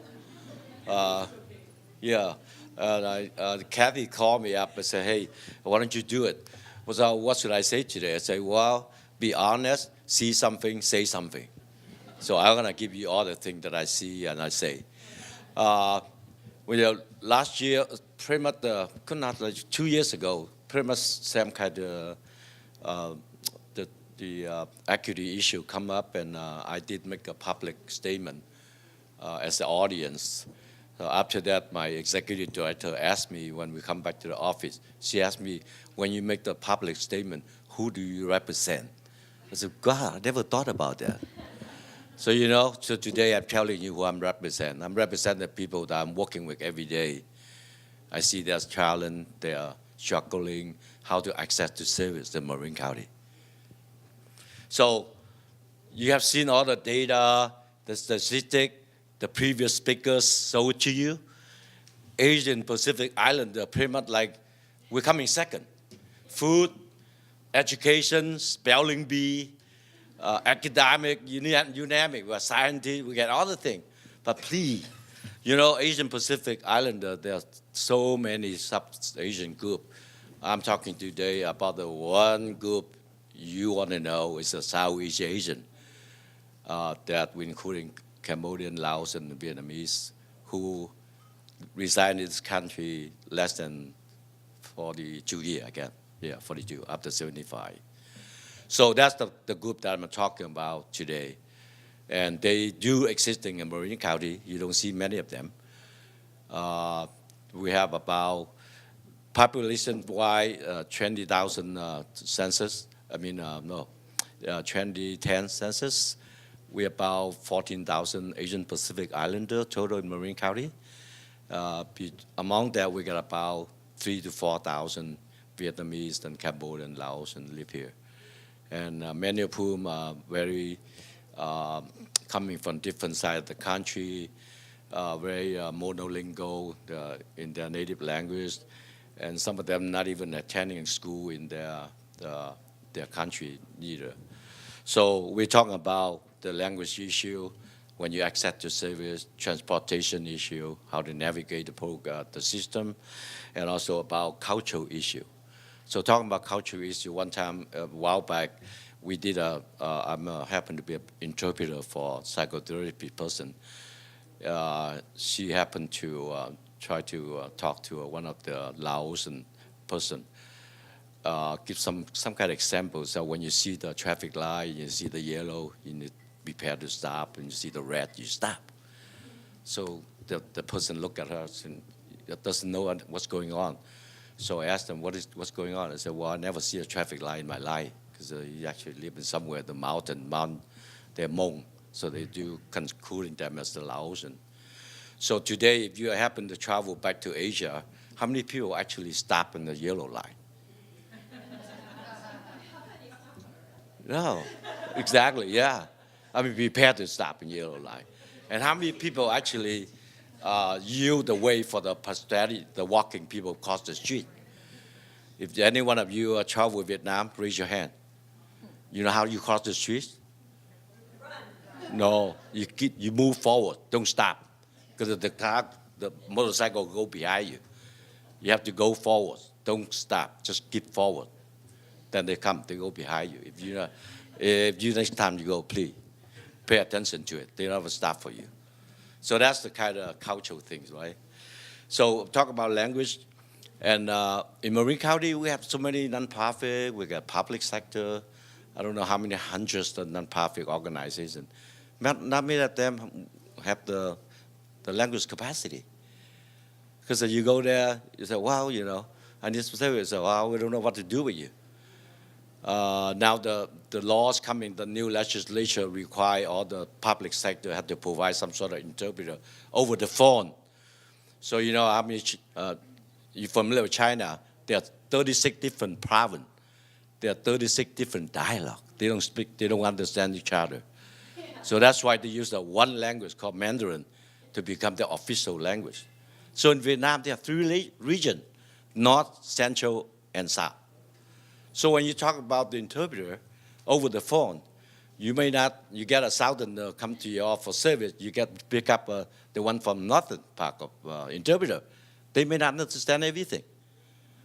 See, that you never thought about that, because I often advocate for that. I say, well, the best way to do a translation is in person, right? So many people don't know that when there was a while back when you're a Medicare recipient, you can go everywhere.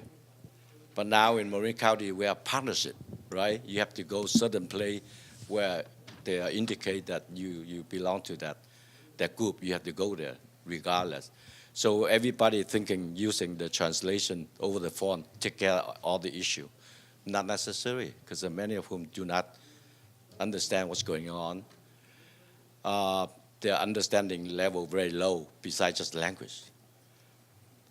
So they can request for a interpreter in person, but they don't know how to do that.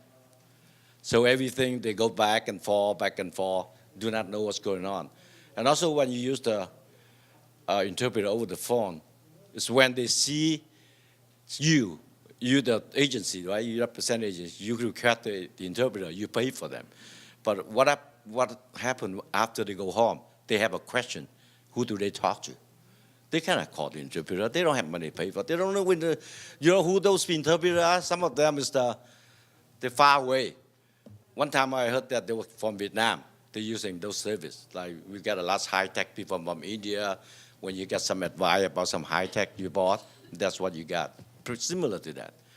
So those people live in Vietnam, they may not understand what the language in the United States. So I see a lot of translation through the year, pretty messed up. Nobody understand what's going on. But to us, we're done. Hey, we got everything translated. What do you want to complain about? For us, it's done. So it's helpful to have a bilingual person work in agency. So many times I also do advocate. I ask, why don't you have a bilingual person? Say, well, we don't have enough threshold. We don't have, the law do not require us to have a bilingual person. So can you hire someone bilingual? He or she can serve English speaking and Vietnamese speaking as well. I said, oh yeah, we could do that. So why can't you just hire one? They couldn't do it.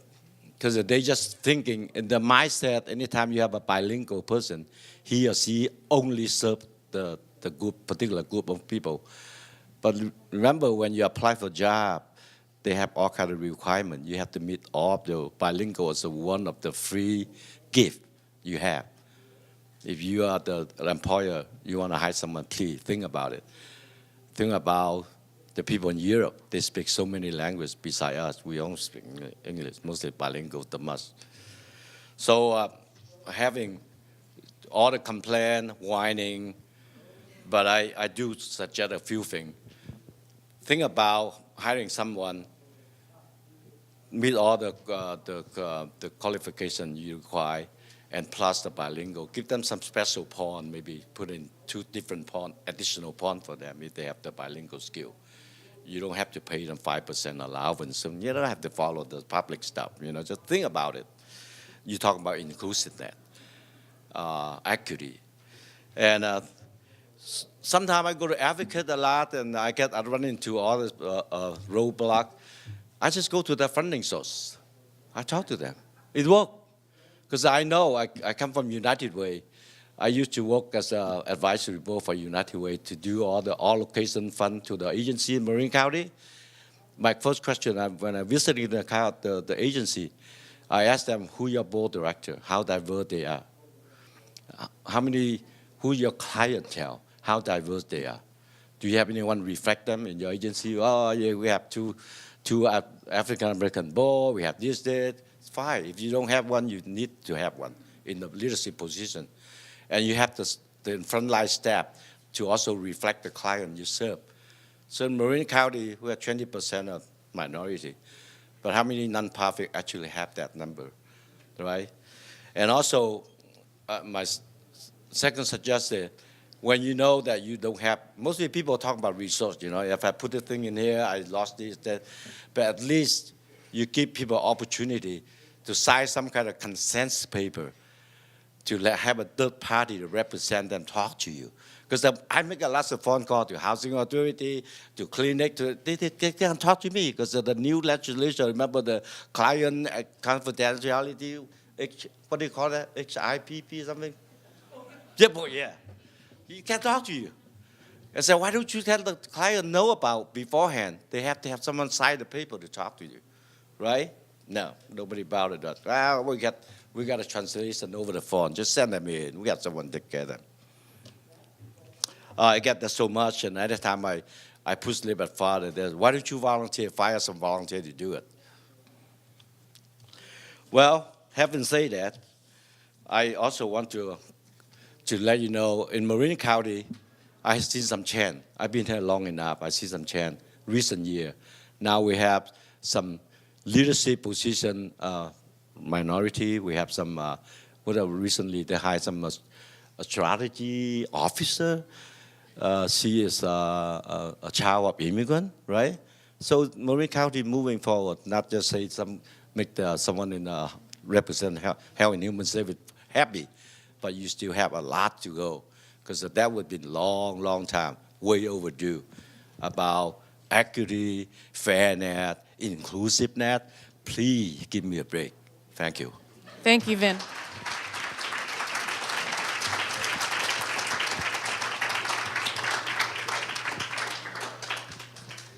Thank you.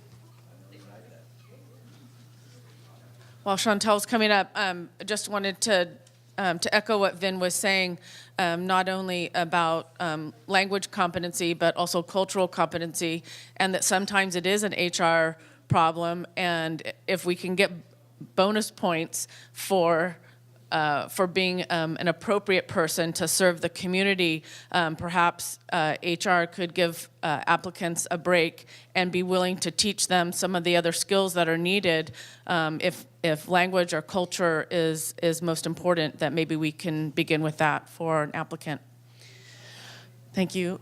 So now we're going to hear about the Parks Prescription Program at Marin County Libraries. Please welcome Chantel Walker.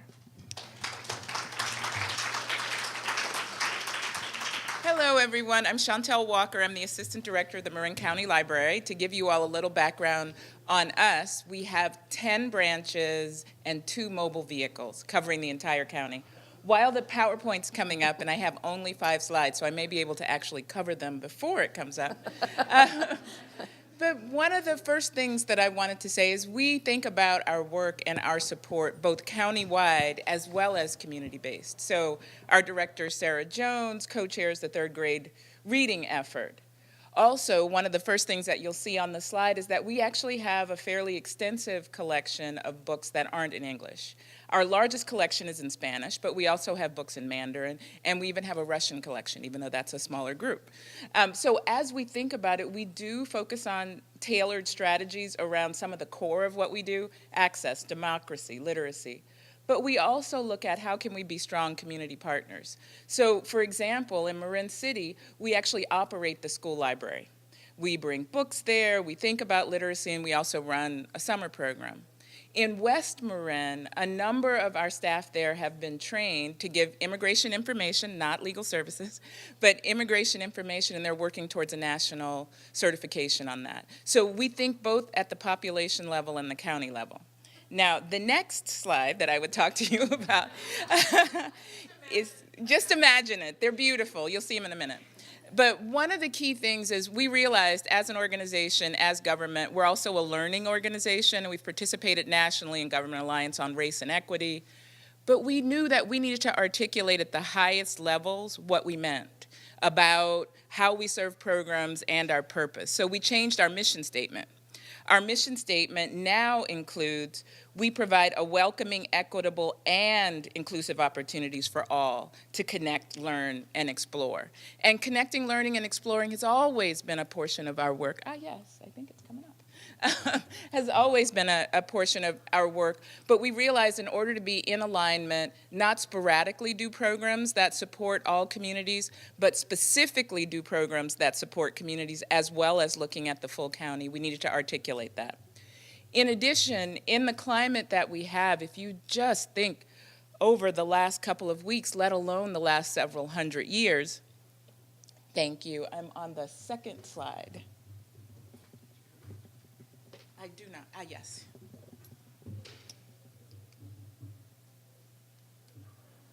So that on your right is our mission statement, and I bolded the changes that we've made.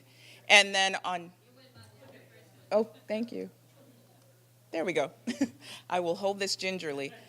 And then on the left side is, if you think about the last several weeks, years, hundreds of years in our country, clarity about who is welcome was very important. So both in English and in Spanish and in multiple colors and formats, we have been very clear to articulate all are welcome. And all is important, although differentiating the multiple aspects of all is also important. So we're doing that work. These are signs that we have up on all of our branches in English as well as in Spanish. The San Rafael Public Library actually was one of the first Marin libraries to begin to talk about all is welcome and to list what that meant. But for us, libraries have always been about aspirationally democracy and access. And we realize that the aspirations of our country have evolved. So at certain moments, segregation was absolutely allowed in libraries. I was born in 1967, and certainly there are libraries in my community of New Orleans that were known to have been segregated. As those things evolve, we need to come together as people to be clear about what we mean.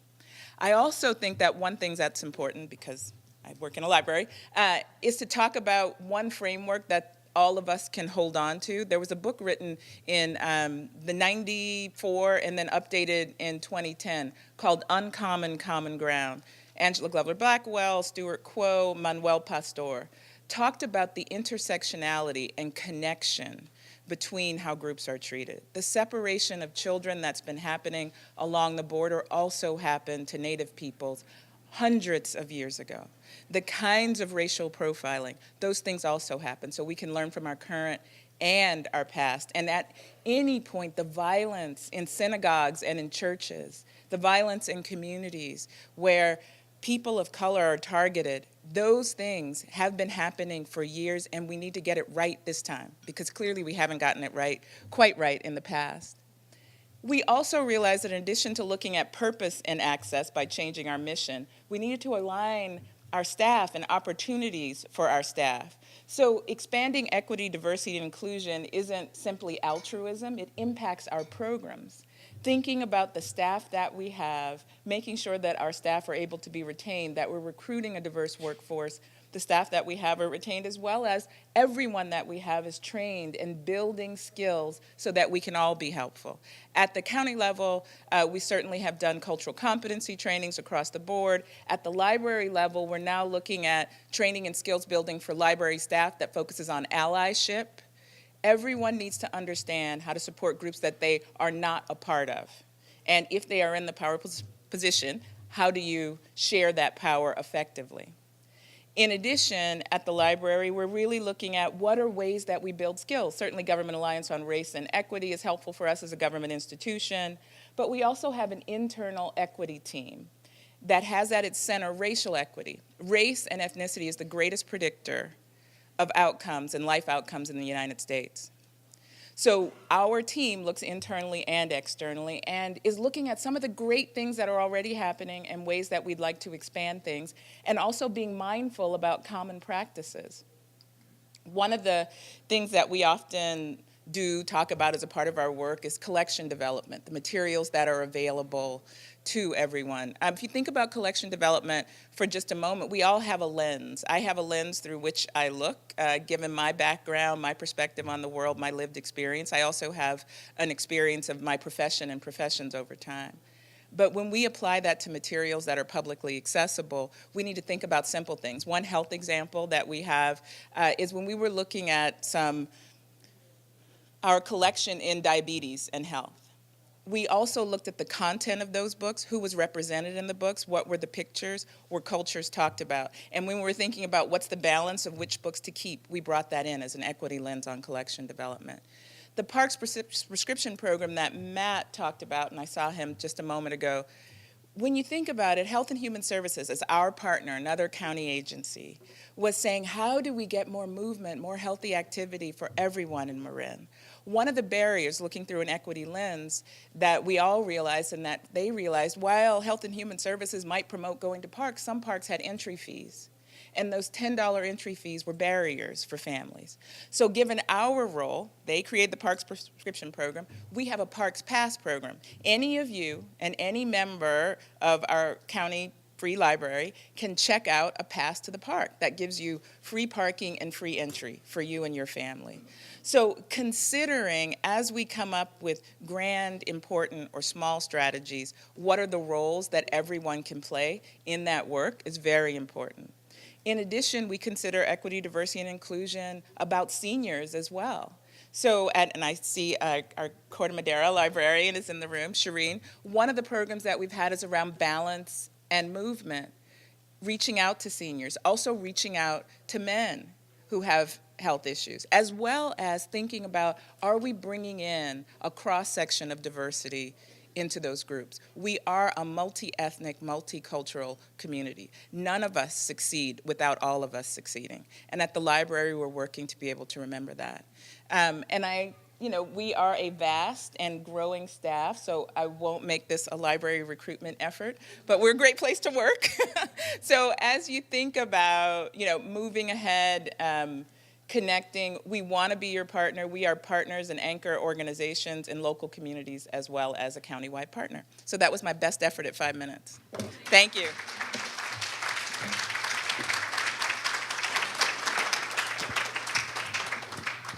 Thank you so much, Chantel. So now to be very specific about data that was presented earlier and a program working to address it, we're going to hear from Kiki Jordan about the Family Birth Center in Marin City. Thank you. Matt, Dr. Willis was saying earlier about the lower numbers for African Americans in prenatal care, as well as low birth weights, and we obviously want to direct services to those people who need it and provide the support to pregnant women and to new mothers. and we have some very specific efforts in Marin City. Thank you. Hello, everybody. My name is Kiki Jordan. I'm proud to say I'm from the Marin City Health and Wellness Center. I am a midwife and the director of the Marin Family Birth Center, and he's going to pop an image of it up on the screen for us.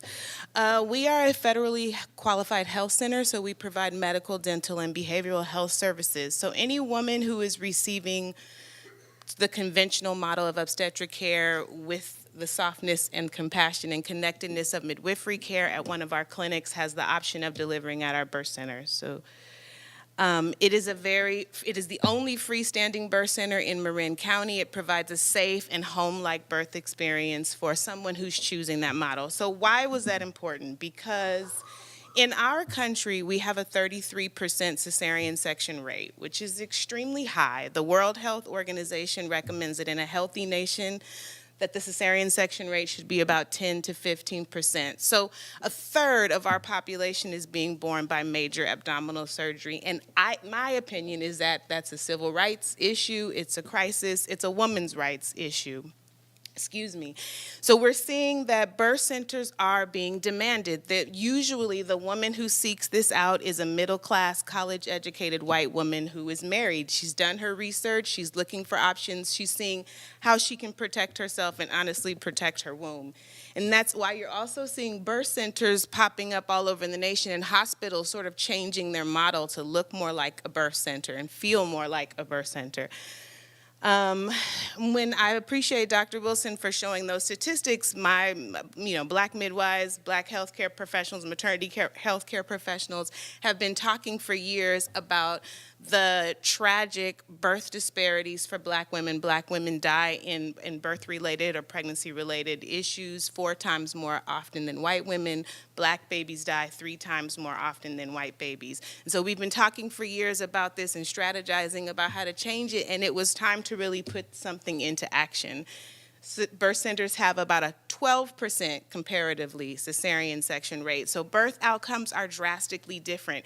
The cesarean section rate in Marin County is only 18%, but our collective psyche is affected by the national statistics. Our idea that it's possible that you can go into the hospital and come out with some unexpected adverse outcome is a crime, it's criminal. So we wanted to change that. We wanted to have an opportunity to offer this service to more women. It was important. A big part of our mission was to make our birth center a Medi-Cal provider. We are the only birth center in Marin, Contra Costa, Alameda, and San Francisco County that offers services through Medi-Cal. And that is diversifying our population. It's something that is available to everybody, but just in the spirit and in the theme of naming who really needs the benefits, we have to say that this is by, for, and about Black women. We have the worst birth outcomes, but it's a jewel that is available to Marin County because of Marin City. So when you have time, we're right across the highway. Please schedule a tour, share the information with other people that you know in the community. We look forward for Marin County's continued support and making beautiful babies.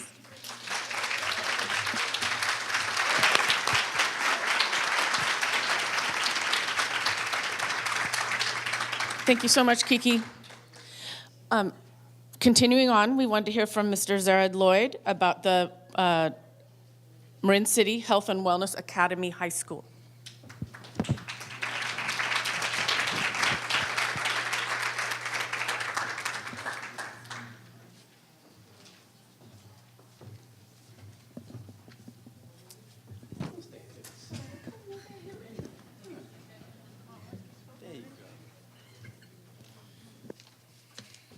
Mr. Mack.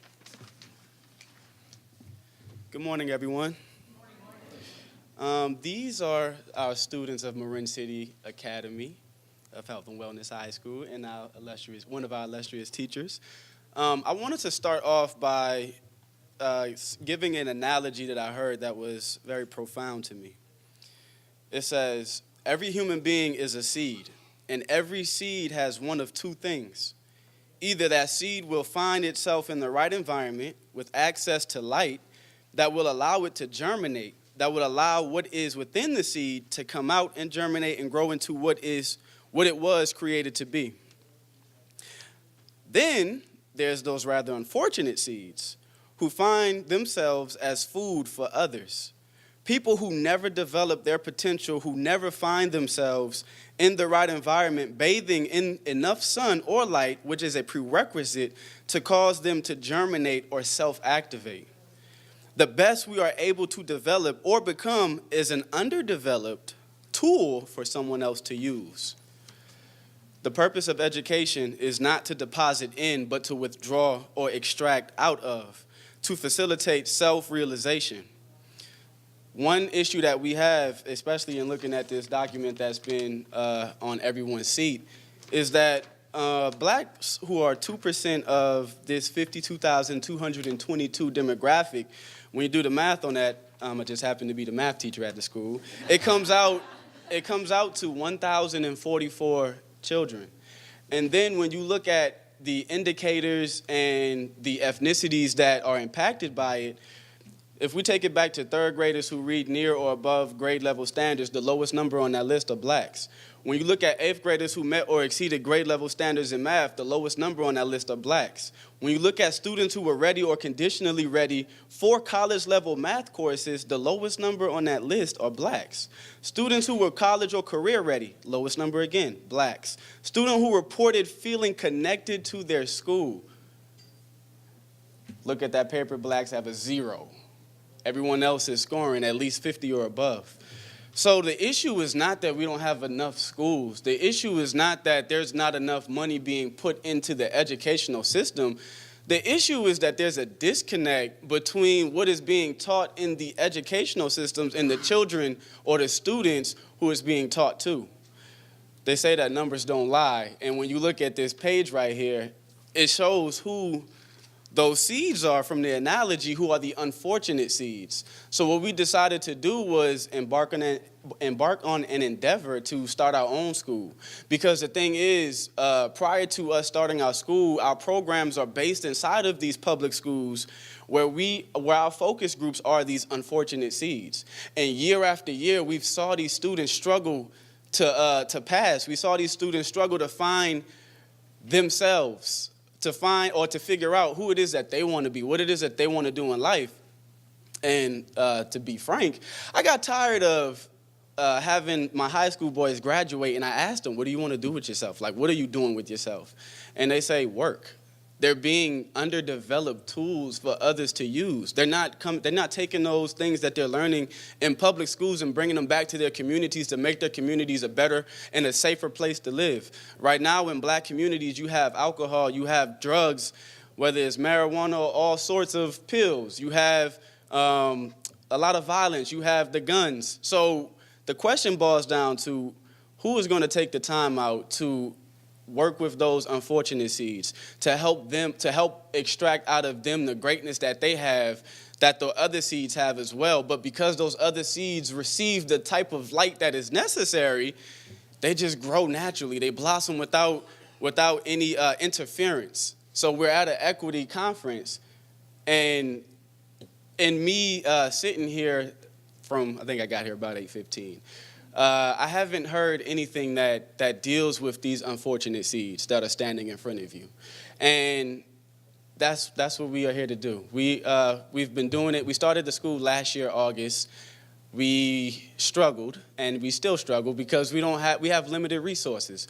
But nonetheless, we still find a way to make it work because we're passionate about what we do, and we won't stop until these unfortunate seeds are able to cross over and no longer be the unfortunate seeds. So thank you for your time. And before the children have a seat, I wanted to ask them if any one of them had anything that they wanted to say. And if not, then we could have a seat. No one has anything? Nothing? Okay. Well, thank you again for your time. Question back here.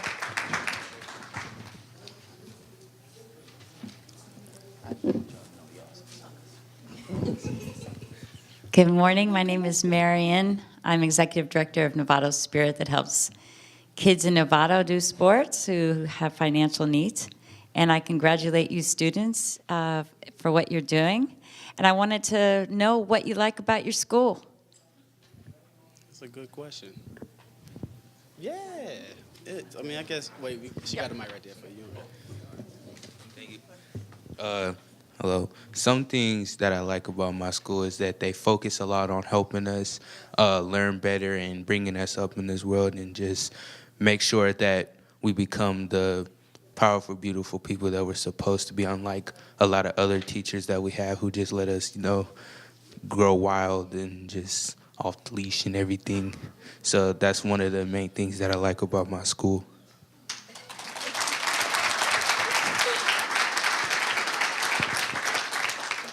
One of the things I like about my school is the fact to say that I can actually like it. I mean, because I've been to like 10 different schools, and this is the only school that I've ever liked, I've never been that one who's been good in school. I've always been the outcast. But here, there is no outcast. There is, like, everybody. And I'm pretty sure... Never mind. I'm not even going to say that. But y'all get the point. Here you go. What I like about my school is that I'm able to learn better and I can focus on my work. And I don't have teachers yelling at me all the time and telling me what to do. And yeah.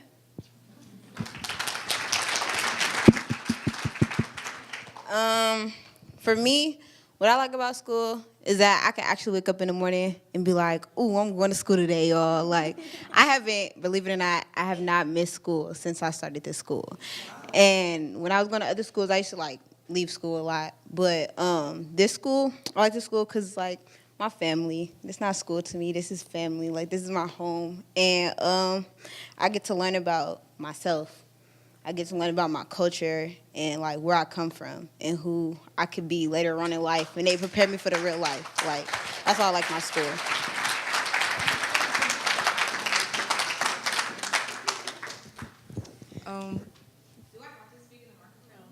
Okay. Yeah. Okay. I guess, it's not really just one thing that I like about my school, but I like multiple things about it. The fact that I could go to school, like everyone said, and wake up and feel like I'm ready to go to school, like I want to go to school, and nobody's forcing me to go to school. And every day that I go to school, I learn something new about myself, and everyone there is all happy and encouraging to other people, and everyone's just great, Everyone's like me. It's not like regular school where I go and I feel out of place and I look at everyone and they're different from me, And then it's not like I have someone else who looks different from me trying to teach me about myself either. Yeah, everything's great.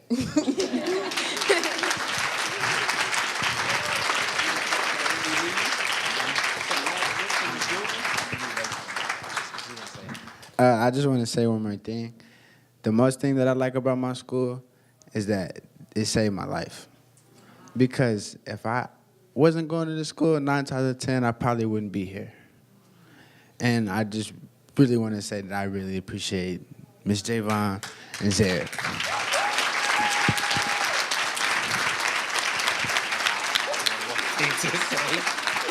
Hey, I got one more. All right. I'm gonna go ahead and get out you guys' hair, but I also have one more thing to say, and I wanted to say I appreciate you, Ms. Javon, for your opening this school for us and really helping us out, because like you said, if you wouldn't help us, I probably wouldn't be here, probably be somewhere doing something I shouldn't be doing. So I just want to say thank you. You too, Zed.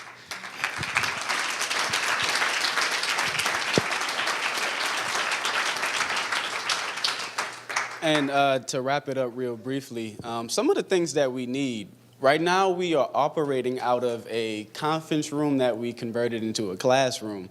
And we would like to have an actual building with some state-of-the-art equipment that we can use to educate our students better.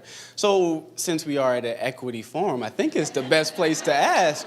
If any of you know anyone, or if you have a building that you would like to donate that we could use, that would be greatly appreciated. Also, if we could have some state-of-the-art equipment, like, just want to ask the students, how do y'all feel about y'all laptops? Do you like your laptops? Or could the laptops improve? Yes, they can. Okay, so we would like the best for the best, and help them to really grow and not view themselves or continue to view themselves as those unfortunate seeds. Because we are the leaders of tomorrow. The youth are the leaders of tomorrow. And if we don't invest in them properly, then where will our future be? So, thank you. Thank you. Thank you. Thank you, Mr. Lloyd, and thank you, students. We care about you, and I hope there were some ears in here that can help you get what you need. Please come.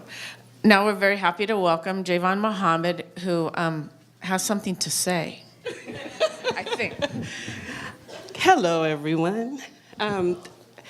I am very happy to be here. Thank you for inviting me. I came with resistance. I was invited on an email, and my first thought was that I'm really tired of talking about equity, which this is an equity conference, right? We're talking about health disparities. But I respect the work of Michelle, and I respect the work of Amy. And I decided to come. One of the motivating factors was this may be one of my last chances to be able to make an address like this. I'm moving, I've resigned. I'm Miss Javon, the CEO of Marin City Health and Wellness Center, but I have resigned from that position. My last day will be December 21st, and I will be going to Louisiana. So it really did motivate me to come because I have a few things that I would like to say. I have been blessed to be able to be over amazing programs like the birth center that you've seen, like the school and the children that have just talked to you about their experience. I want to say that I stand here today on the shoulders of my mother, who was a crack addict. She was a victim of a state-sponsored program to infiltrate her community with crack cocaine that happened to Black people across the country. I want to say that I stand on the shoulders of my grandmother, who was a maid in Corte Madera in her 20s, Bernice Watkins, Marlena Watkins. I stand on the shoulders of my great-grandmother, Molly Berry, whose mother was a slave, and I was blessed to have her in my life until my 20s. I stand on the shoulders of my grandfather, Bill Watkins, who is a white man, and who had enough love and respect for me to take me for a portion of my life while my mother struggled, and to give me great messaging that allowed me to be able to compete. How many in here know what everyone knows Halloween? We'll just make that assumption. How many know Dia de los Muertos? How many have ever heard of Fete Getty? You did. So there's a couple of hands here. The response that I saw from the audience, I want you to know that that is how it feels to be Black in America. I heard over and over and over today that we are a nation of immigrants, but I have to tell you that all of us didn't get here the same. Our immigration looked a little different. And that has to be said before I move forward in this conversation, because we enter November, and as part of African traditional religion, or part of African traditional, we enter into a celebration of our ancestors, but you don't know that. Because little is known about the African in America that descends from enslaved people. And so for the portion of this conversation that I move forward in, I'm not talking about immigration, because Black people have immigrated here, right? There are Jamaican immigrants. There are African. I'm talking about the African that was here that had nowhere to go and that was a descendant of an enslaved person who cannot stop right now and speak another language to a person that's standing next to them, who cannot be tied by culture that they were able to hang on to. It feels some kind of way to be black in America, and this specific kind of black.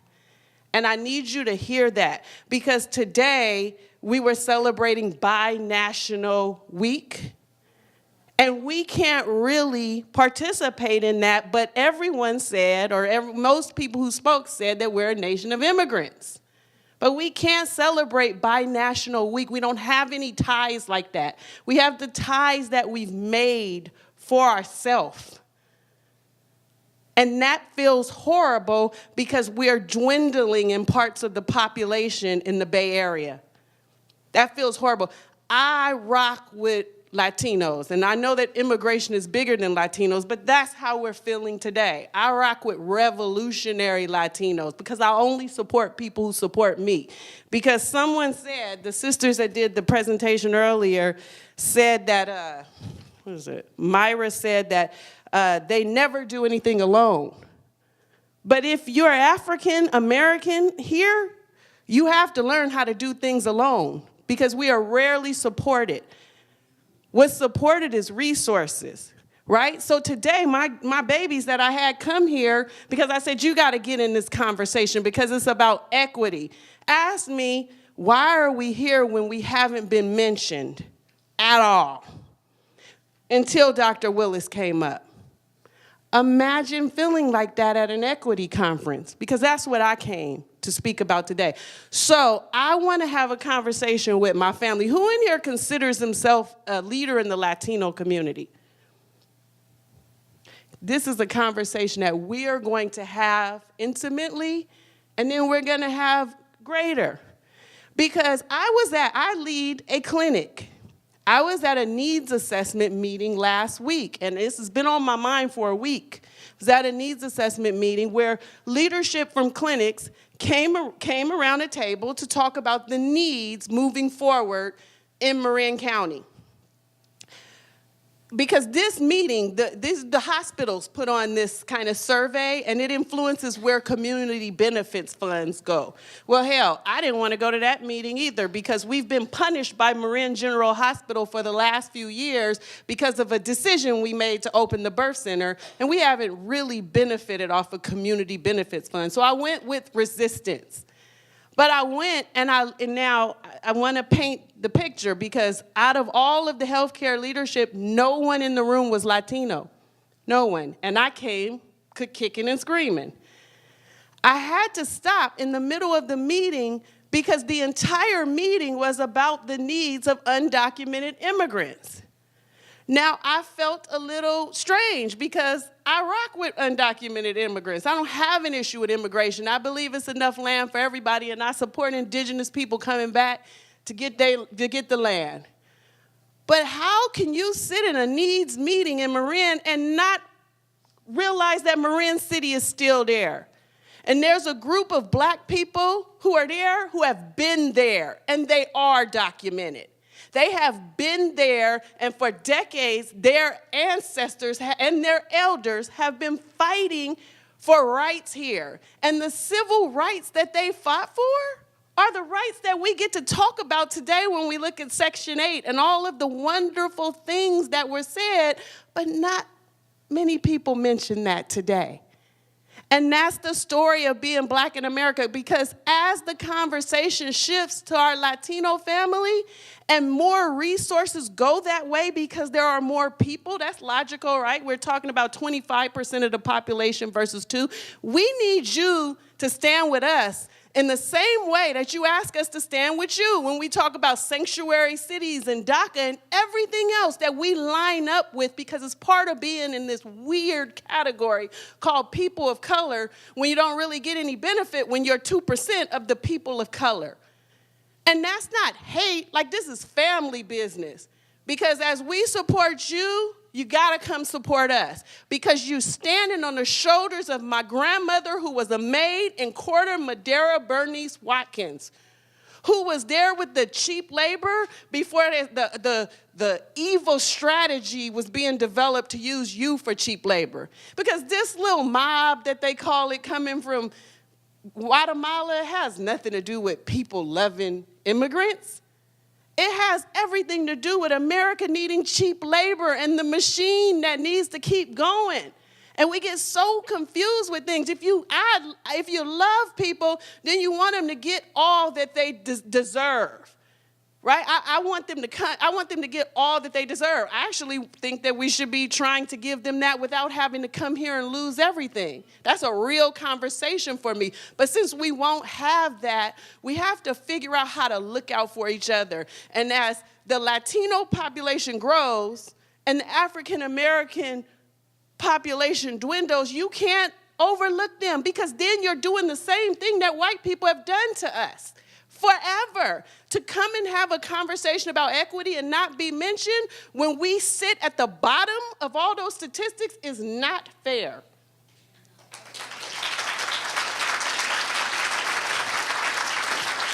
As I leave here, I would like to, I spoke with Dr. Colfax last week, and I told him one of my greatest concerns was that I'm leaving, and I feel like we won't be able to address things like that. So I'm leaving, I'm delivering that to all of you, because black people are not only hated by white people in America. There has been a global attack on black people, even within your communities. I know. I wanted the Mexican representative to be here. I went to medical school in Universidad Xochicalco in Ensenada. If you know me and you follow me on social media, my little 7-month-old Nana is half Salvadoran. I'll be in El Salvador this month. We struggle to survive every population. Every population across the planet, black people are at the bottom because there has been a global campaign to criminalize us since the beginning, to take value from us in darker skin. We don't only suffer here. So what I'm asking my family to do is remember that. As you get more power, remember that. Give us justice, even within your community. Do that. And then we will have equity, because no matter where you come from, we still stay at the bottom. That created that birth center because we die more. We had the privilege of taking care of a Guatemalan woman, we and Kiki, maybe 6 months ago, who came into our birth center, and we were so excited to have her because we created that partly for her, because I do really believe in equity. And she came in, and we were able to treat her like a human, treat her family like a human, get her a birth certificate without 1 million people in there in her business making her feel unsafe, and take excellent good care of this sister.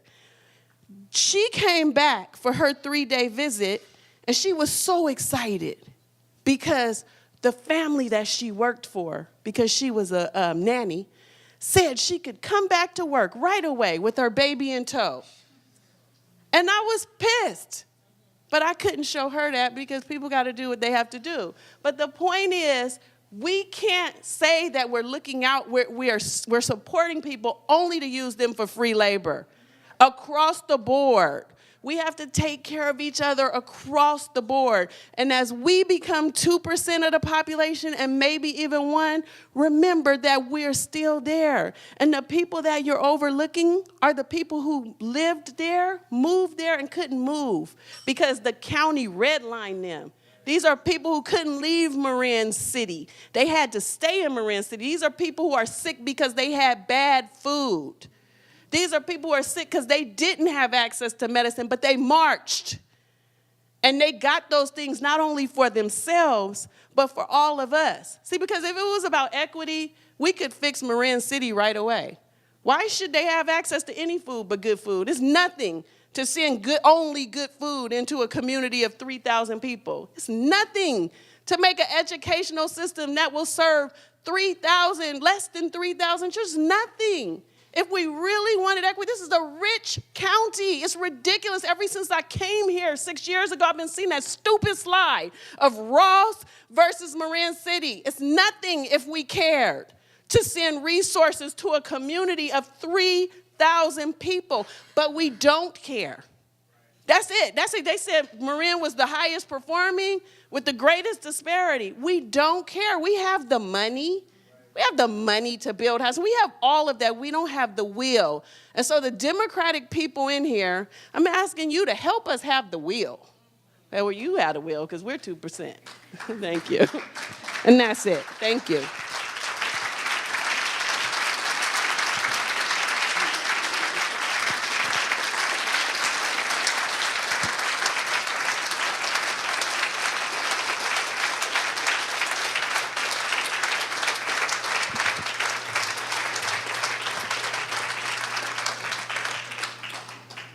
Thank you, Javon. Thank you. Best wishes. We're so sorry to see you go, but hope you'll be happy and healthy. I don't wish closing remarks on someone after that, but Dennis, would you like to send us on our way? Thank you, everyone, for staying. I'm glad you didn't miss the end of our event today. Thank you for joining us. Supervisor Dennis Rodoni. Also, just to mention your other hat, member of the First 5 Children and Families Commission. Good morning. I think, or good afternoon, I guess it is now. I'm supposed to wrap this up, get you out of here by noon. I've missed that.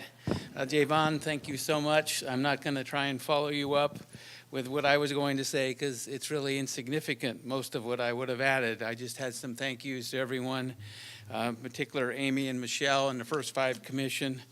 But mostly what I wanted to say, and I'm going to be really brief, community or county health is really about community health. And community health is really about family health. And family health is about healthy students. And healthy students is about healthy children, all the children, the 2% also. So with that, I'm going to say thank you for coming. Thank you for attending this. Really important that you are here. And thanks again for all the participants.